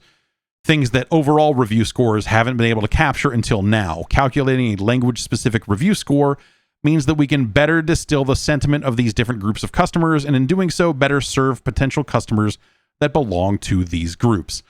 You'll still be able to dig in and see the entire score of it, but it does seem like something where they are going to separate out different languages and say like, hey, the English language score for this is this. They say this change impacts games that have more than 2,000 publicly visible reviews and with at least 200 written reviews in at least one language. We purposely made these thresholds higher than the 10 reviews required to calculate the overall review score. This is because we wanted to be pretty confident in the language-specific score before showing it to others. I think like there's something honorable. So user reviews have been a thing that over the course of my career I have spent a very long time thinking about. I eventually came to the conclusion that they're all fucking garbage because they can be easily gamed. And the amount of work you have to put in to sanitize user reviews and make sure that they make sense and that they aren't, being written with ulterior motives, and that they're being written by people who played the game and they're being written about the game in question and not about some other acts that these people have to grind or whatever. Has always been very difficult. I think that retail platforms or shopping platforms, I suppose I would say, have had a leg up on, say, GameSpot. Like we did user reviews at Giant Bomb. We did user reviews, probably still there somewhere. Metacritic is probably the biggest offender on this front. Offenders may be hard, but like ultimately when you are a platform that is not attached to any of these other, like, we never knew if you actually owned the game or not.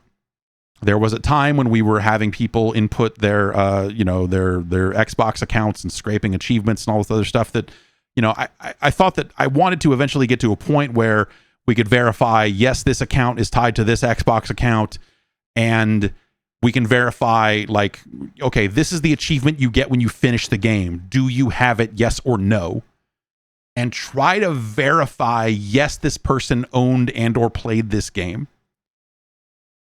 And trying to be able to build that chain of trust so that when someone writes a review of a thing, you can at least assume that they did it, that they actually played the game, they actually did the thing. Because, in the fanboy era, which I suppose we are still living through, you would just have people who would go like, oh, well, there's a big PlayStation exclusive and I'm going to go write a negative review of it because I like the Xbox, and just like, all right, you're the most tragic person on the planet. Like, this is pathetic behavior. What the fuck is wrong with you? So you end up with a lot of that stuff, and you end up with people reviewing games that they've never played for whatever fucking reason, because they watched a trailer or because the puddles fucking in the pre-release trailer weren't good, which is like, who gives a shit? If you're buying a game today and now, it's like, does it look like the trailer? Like, that's not the most relevant information about a game, right? And so trying to build that chain of trust without any kind of retail or sales information is fucking impossible. So Steam and Amazon, I suppose, and some other platforms like that would have a leg up there.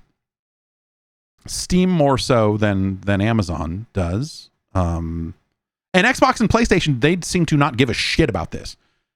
Like, you can go rank a game, whatever, they have all of the data in-house that they could use to tie this together and make their stuff feel better. Amazon, in theory, can, and they do this. When you buy a thing, it'll say like verified purchase on your review if your account that you're writing the review under has purchased the item. But what instead ended up happening is you had companies, and this didn't necessarily happen a lot in games so much as it happened in every piece of fucking insane plastic trash that, you know, the drop shippers are selling, fucking reselling AliExpress crap. They buy their own thing. So, or they pay a fleet of reviewers to buy the thing so that it's a verified purchase on the account, and then they go give it 5 stars and they skew all the reviews that way.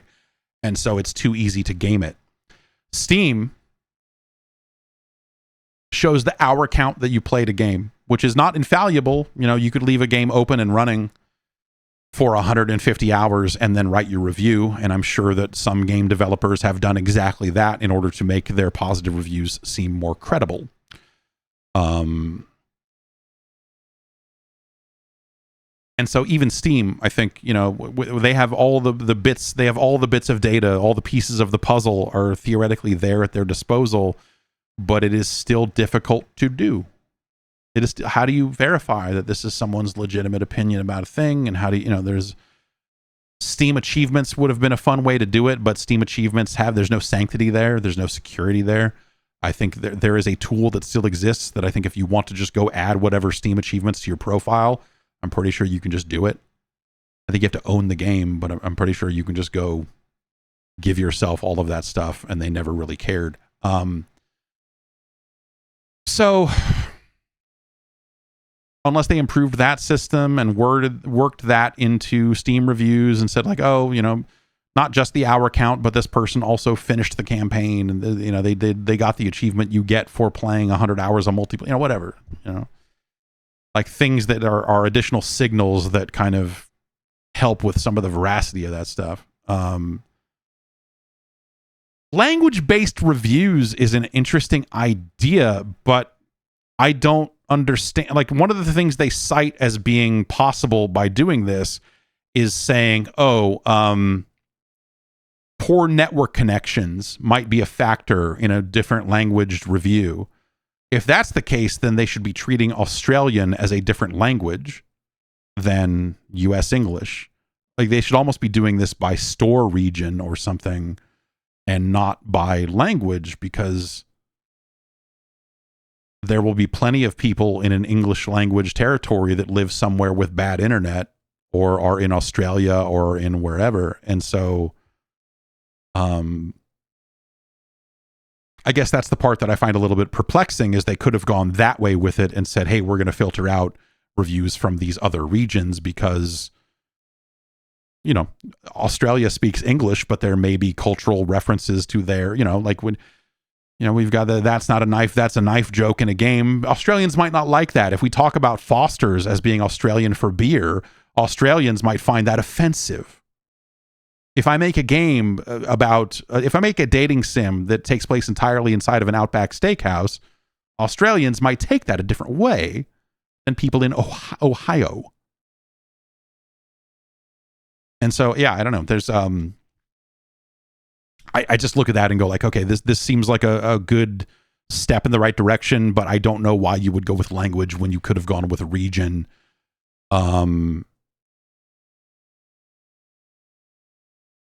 But, you know, like everything on Steam, it's not done. You know, like, this is the step they're at right now. I would not be shocked if they eventually kind of moved in that direction. Probably breaking things out.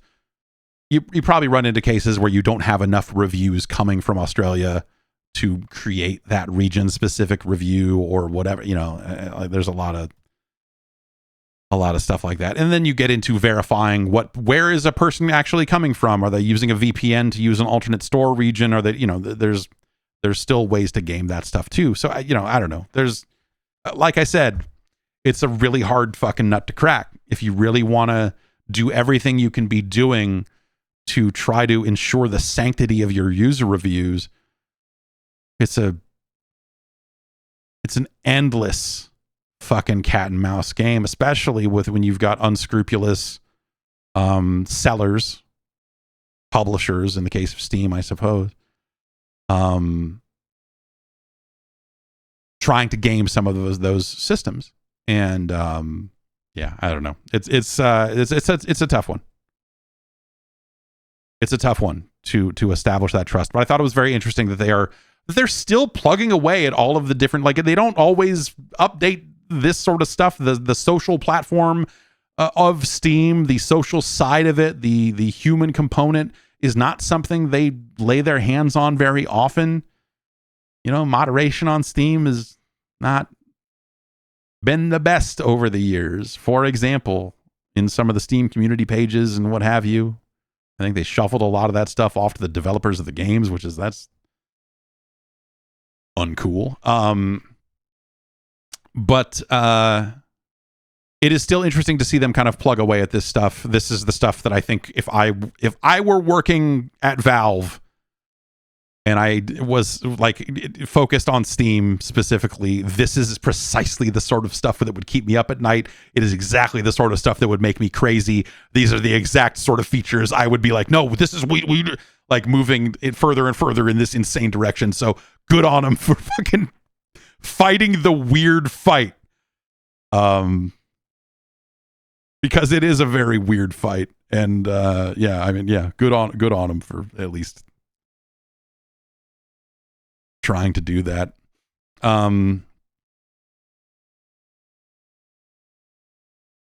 Speaking of slop, the first Descendant is in the news. I saw this. This was people complaining on Reddit, and then it kind of turned into a news story. A few places, Video Games Chronicle has written it up. There were ads on TikTok for the first Descendant that are like the dumbest AI garbage. It is like, you know, the kind of classic, you know, short form video ad format of like, here's like 2/3 of the screen is kind of like footage of player character boobs and, you know, guns and whatever else. And then the top of the screen is an excited content creator telling you about the game. Only all of the people were fake. It was all AI generated. And so it was like, you know, that AI voice, that sound of like, that sound of AI voice like this. It sounded like this, but imagine someone else's voice in it instead of mine. Hey guys, real quick, thinking about dropping some merch for the stream. Would you rock something with the logo or a funny line from the stream? Drop a heart in chat or smash the like button if you're down. I might run a poll soon to see what y'all want. Hoodies, mugs, or something wild. Let me know. What's up, Tricks? You should listen to the Jeff Gerstmann Show wherever you listen to podcasts. I'm high as fuck right now. It sounded like that. You know? And but it's people going like, the first Descendant is a video game, it's got, the shooting is amazing and the loot is great and season 3 is out now and it's great, you know. And it was like just this insane fucking thing. Like, you look at it and you're like, this game, like, okay, for starters, that game's a nightmare. Speaking of someone who has played a lot of it, we were talking about fucking the free to play game gets its fucking hooks in you and whatever else. Like, I'll tell you, that game's a goddamn nightmare. They just rolled out a new season of content. It's fucking bad. It's bad. But you can fight the new boss, Wall Crasher. Yes, Wall Crasher is the one new big encounter they added in the season, and it's not good. They also added vehicles that you can ride, and it's like they turned it into bad Destiny. Anyway, like, so having these like AI ads on top of it, where like the content of the game is kind of questionable and not great to begin with, as someone who has played through all of it, watching these like AI faces kind of contort and just like warp a little bit as they rattle off the amazing features of the first Descendant season 3 was hilarious. On top of that, one of the faces in the video is apparently a real person whose face has been stolen by AI and put into these ads.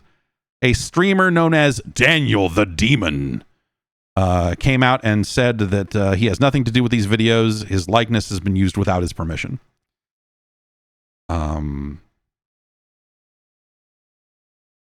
Says this is something, I guess he posted a comment on TikTok as people were noticing. So I have no affiliation nor contract with the First Descendant. They stole my face reactions from my most viral video and used AI to change what my mouth says in a voice that isn't mine. I did not consent for my likeness to be used. Oh, okay. We can hear some of these, I think. Let's play a little bit of this. You want to hear some more fucking creepy AI voice? Boss wall crasher is invading. Oh my god, the big boss wall crasher is invading. I'm going to defeat it with my new Descendant Nell. She's a telekinetic powerhouse who can mark enemies for extra damage and support allies with shields and increased coverage. Click the screen to join the game now. The First Descendant makes every second full of energy. Speed through the vast Axion plains on your hoverbike with battles so intense they'll make your heart race. Team up with 7 others to face powerful bosses, and the new hero Nell's telekinetic powers make the fight even more thrilling. Come experience this newly upgraded combat game and ignite every battle. It's all like that. It's like, how do people think that how do people think that that's going to sell a game? So Nexon, the publisher of the First Descendant, had to issue a statement about this. And they have said that these ads were submitted by users as part of a TikTok creative challenge, which TikTok describes as an official creator monetization program that turns your creativity into cash by creating UGC-style ads for your favorite brands. And apparently the ads somehow got past TikTok's own copyright violation checks and were approved as advertising content as a result. The statement here from Nexon is, as a part of our marketing campaign for Season 3, we recently ran a creative challenge program for TikTok creators, which allows creators to voluntarily submit their content to be used as advertising materials. All submitted videos are verified through TikTok's system to check copyright violations before they are approved as advertising content. However, we have become aware of cases where the circumstances surrounding the production of certain submitted videos appear inappropriate. Thus, we are conducting a thorough joint investigation with TikTok to determine the facts. We sincerely apologize for the delay in providing this notice, as the review is taking longer than expected. Once the verification is complete, we will promptly share an update through an official notice. And that's something they posted to their Steam page. Just qualitatively, I guess my question is, did a human ever watch that? And perhaps I might escalate that to say, did an English-speaking human ever watch that? Because, Nexon is, they're a Korean company. It's, because that content is fucking terrible. Like, even if we remove the part where it's like, oh, someone stole someone's likeness, which is like, hopefully that guy gets his fucking payday out of it, because that is a worst case scenario for someone to have their likeness completely stolen and appropriated for advertising purposes is fucking disgusting.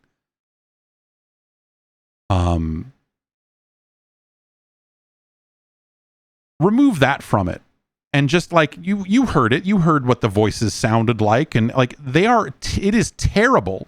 It is a bad ad for the product. It is something that would push you away. Like, ugh, what the fuck is this fucking thing? Like, it is a terrible piece of fucking content.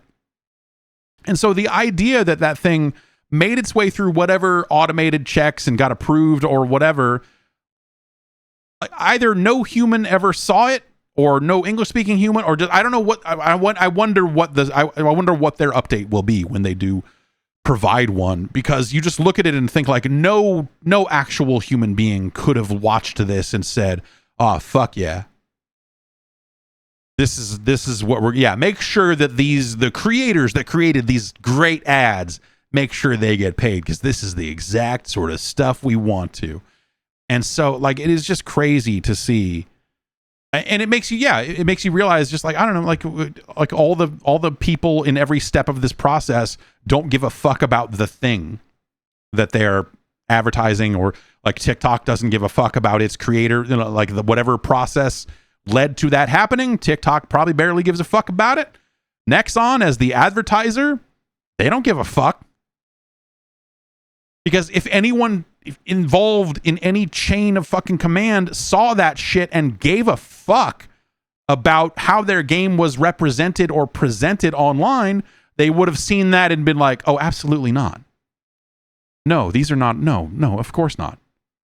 Of course not. No way. That's not. This is not. This is not. We're not. These are not how we want our game to show up online. Show me something with more passion, genuine passion, human passion, something that doesn't sound like a fucking broken robot telling me about, and the telekinetic power of Nell, the new Descendant, who they seemingly made as overpowered as possible because she's new, and thus, wouldn't you like to take a shortcut and spend real money on Nell instead of grinding for Nell, because you could be enjoying all this power right now?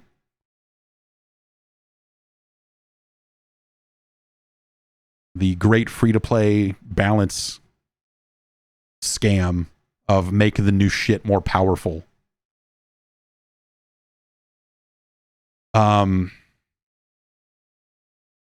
It's just, it's sad. I don't know. Like, I'm not going to be sad for the first Descendant. The first Descendant deserves what it fucking gets. But players deserve better across the board. And like procedures like this shouldn't exist. It's just, yeah, it's crazy that this is like still the thing. Yes, you're right. Serena is still pretty busted, but she's a pretty recent character, so it makes sense that the newer characters. I just don't like flying. I don't think the flying feels good. So anyway,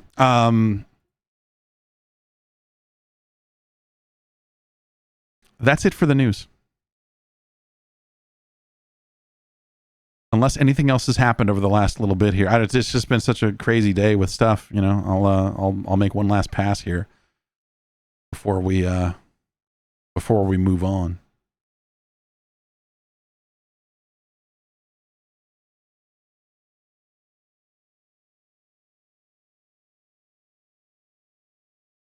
I mean, you know, this is like, I don't know. This seems like one of the most obvious things, and I think we've covered this Nate the Hate guy who has had a decent track record on a handful of different companies and releases. He got on Twitter and said Indiana Jones won't be the only Bethesda game coming to Switch 2 in 2026, and basically says that, you know, that Starfield will come to PS5 and Switch 2. Yeah, I mean, yeah.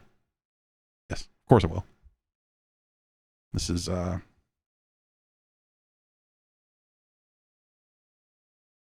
you know, if he's citing specific sources and saying, I know this for a fact, then that's a different thing than what I am saying to you here. But I am saying to you here, yeah, of course it fucking will. Most things will. We're done with the Xbox thing. A lot of this stuff is going to come to Switch too. Like, I was talking last week, you know, people were like, oh, GTA 6 will never come to Switch 2. And I'm like, nah, don't be so sure. If they can find a way to make that run, and they'll have to find a way to make it run on a Series S,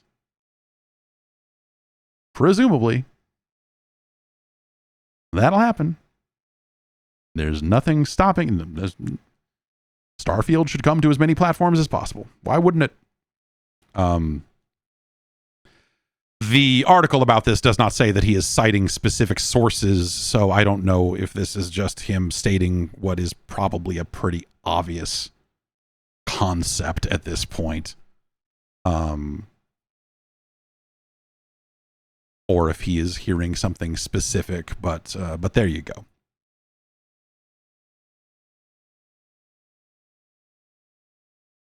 Yeah, the thing he tweeted there's zero. I mean, you could at least say, I have heard from a source. You could at least say something to that effect to make it a little bit more credible or grounded, I suppose, than just like, yep, coming to Switch 2. Like, yeah. No shit. You think? You think they'll put Starfield on it? Anyway. Anyway. I take that to mean that he probably did hear it from a specific source or something like that. But hey. That's it for the news. Maybe we have time for a couple of emails here.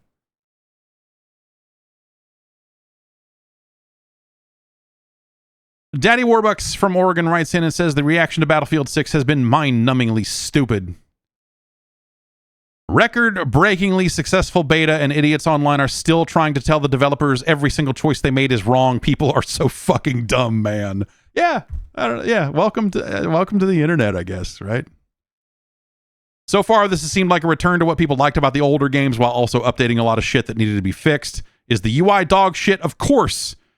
Is medic merging with support bad? No, you fucking idiot. If you want ammo but don't want the defib, don't use it.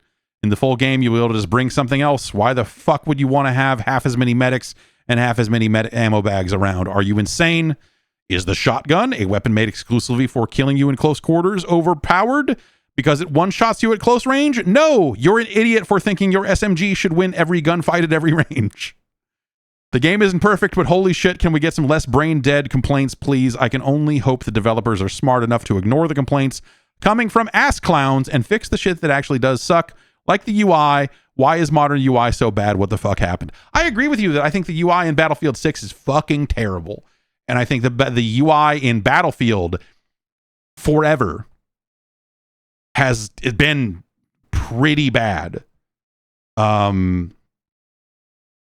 Just the in and out of game experience and loadout management, like there's a lot of that stuff I think really sucks. And loading up Battlefield 2042 and looking at that and seeing how much of it is just kind of the same thing done again, you're like, God, why would you do this? Just fucking stop it. Just overhaul that and throw the entire Battlefield UI out. It is garbage. The between match experience, I think, is especially bad. Of like, it's trying to launch me into the next game, and I want to stop playing because I need to fuck with my loadouts and stuff, and I need to get out of here. Wait, it's loading now. Fuck.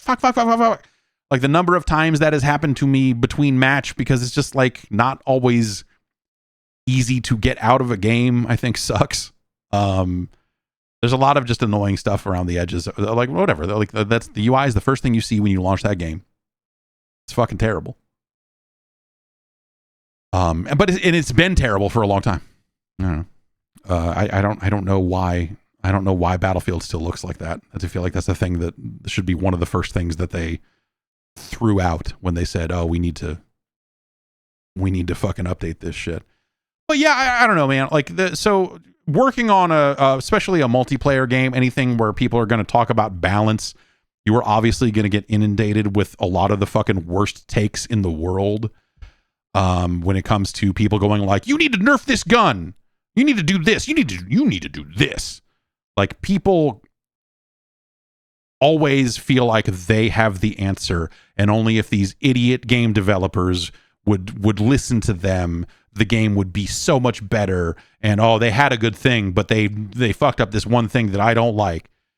And so as a developer, I think the thing that developers have to do is, and this is why I think you see a lot of community manager type people being referred to as like, whether it's community developer or just, kind of taking on different titles and what have you, because their job has evolved because the feedback has gotten so bad and so toxic that like a lot of them have to like parse through all of that, because sometimes there is a nugget of real genuine feedback in there where you see like, a lot of people like they're, but the problem is like people provide what they think is the answer instead of saying, I think this is a problem. I think this gun doesn't feel right. Instead, they go, you need to make this gun more powerful. Maybe the answer is to make some other gun less powerful. Maybe the other answer is to do, you can have a lot of different philosophies to balance. A lot of fighting game developers have a lot of different approaches to balance and what they do there. And obviously shooter balance is a whole different beast. But I think what remains the same is player feedback is often always written in the worst possible format of, here's the solution to your problem. I'm so smart. You're a fucking moron. And these people have rarely any fucking insight into any of this stuff that gives them the credibility to say that about a game, any game. And so instead it becomes like, oh, this gun doesn't feel like it pack. I don't know. Like I don't think I like the feel of this gun.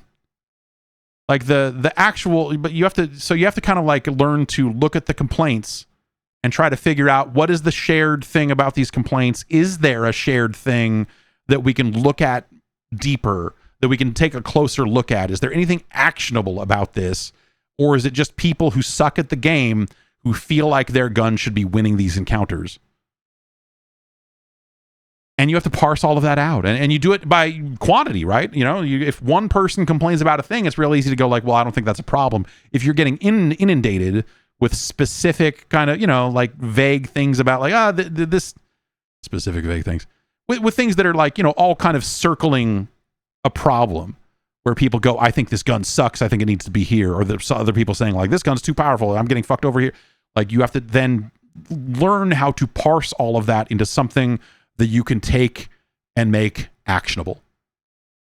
Or at least like say, hey, okay, we need to take a closer look at balance around these guns on or this map or this encounter range or this or that, whatever it ends up being. You need to have human beings in the middle of that process to try to figure out what all these people are really complaining about. And that's a very hard job. My understanding of that is a very fucking hard job. Depending on the game, some games are going to be less complicated than others, and it's easy to kind of figure some of that stuff out. But sometimes developers kind of get the wrong message, and maybe they attack the problem the wrong way, and it leads to patch updates that end up feeling even worse, or whatever, right? It's kind of it's kind of tricky that way. But you see a number of different things. Yeah, like yes, Ultra Homa hits on the other thing. If everyone is gravitating towards a gun or a build, it's overpowered. But the thing is you have to parse that out too, because nowadays, because you have high skill level players streaming, their builds will end up being outsized in the community. People go, oh, what is this person who won this tournament? What do they play? The same way where like if someone wins a fighting game tournament and they win it with a low tier character, suddenly that character is all over online. People go like, oh shit, and everyone switches to what they thought was a low tier character. It's the same basic concept that everyone switches to a specific gun with specific attachments and everything else because they saw this guy stream it and they're like, well, he must be good. I mean, he's killing, he's really fucking people up with it.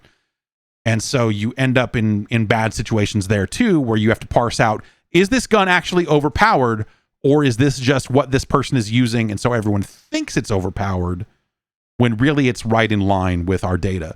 And the good news is like shooters have so much telemetry, heat maps, and just everything else about like who killed what with who, what number happened here on this map. Like there's so many different ways that they can pull all of that data apart if their tools are right. And I think that stuff's gotten pretty good over the years. Hearing the way developers talk about like balance in Warzone, for example, and how they come to these conclusions and whatever else, it sounds like the tools are pretty well evolved at this point. But they're able to look at all of that stuff in aggregate and kind of break it down whatever ways they need to break it down to try to figure out, is this actually a problem or is it just popular? And I think that's interesting. I don't know, like that all sounds like really interesting and difficult work. Like I hesitate to say that it sounds fun, because it sounds like it has its ups and downs like anything else. But those sound like interesting problems and interesting puzzles to solve, right? Is our balance right? Yes or no, and everything else. Like it's tough, but yeah, you have a lot of players that just approach the complaints the wrong way and make demand. I can't believe they haven't responded to this thing that we've all agreed is a problem.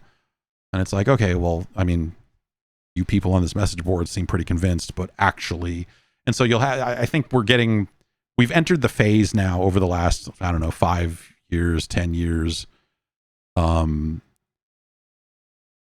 of the developer with their well actually post where they come back with a bunch of data and say, here's why you're fucking wrong. And sometimes that's the right answer but sometimes even though it's the right answer, it's still the wrong answer because it's just going to make the community more angry, and then they're going to stop playing the game. And so you're driven by this need to keep people to play the game. So how do you respond to this in a way that doesn't push people away from the game, but still lets them know, hey, this thing's not actually a problem, motherfucker. It's not, like, leave us alone. And so, yeah, I'm not envious, man. Those are hard fucking jobs, but they sound very interesting at the same time. And I think you end up in situations where you have dev teams that listen too much to their community and dev teams that don't listen enough. And those are tricky things as well, right?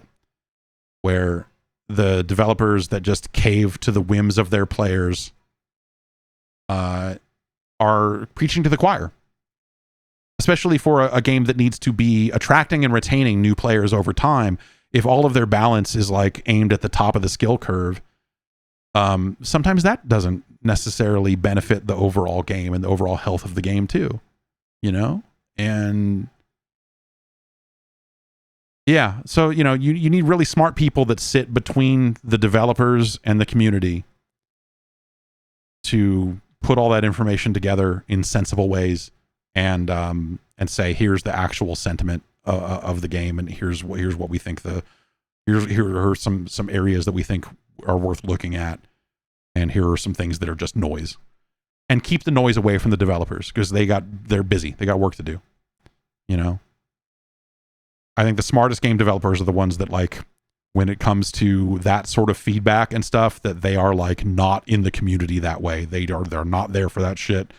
They will dip in when they need to say something or whatever, but like they're going to leave it to the people whose job it is to be there so that they don't get sidetracked, or so that they don't get bullshit ideas in their head about like, oh, maybe the balance is this. Like, let the process work. You'll run into this sometimes when you've got developers that are like the face of the game and they really like being popular on the internet, and suddenly they're not popular on the internet because there's a perception that the balance is out of whack. And how do they respond to that? And how do they handle that? And how do their egos handle suddenly like, oh, these people liked me last month and now they don't. Like, you can either fucking find a way to dig yourself out of that hole, or you can just go buy a t-shirt that says, don't ask me for shit, and go that route. I think that works. It's not the worst idea in the world. But, I don't know, whatever. There are a lot of different approaches to it for sure. And, it's a weird, I don't know, man. It's all weird, right?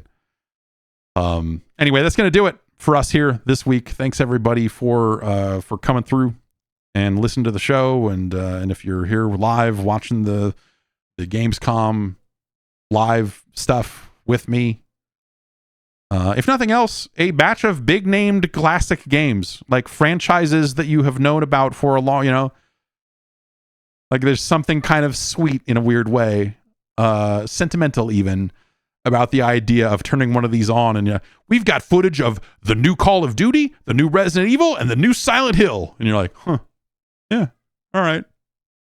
Video games, man, they're still making this shit. I will be back on Wednesday. We'll play some video games. We'll do something. And I'll be back on Friday, of course, to rank some 8-bit Nintendo games. If you have not seen last Friday's ranking of the Nintendo games, you should go watch episode, I believe it is 105, wherein I played Wayne's World and Bill and Ted's Excellent Video Game Adventure. Two games that simply must be seen in order to be believed. Wow. This week, I'm thinking Hills Far. Oh, man. I never want to be thinking Hills Far, but here we are. I'll be back with you next week with another edition of the podcast, and I'll see you then. Have a good week. Bye.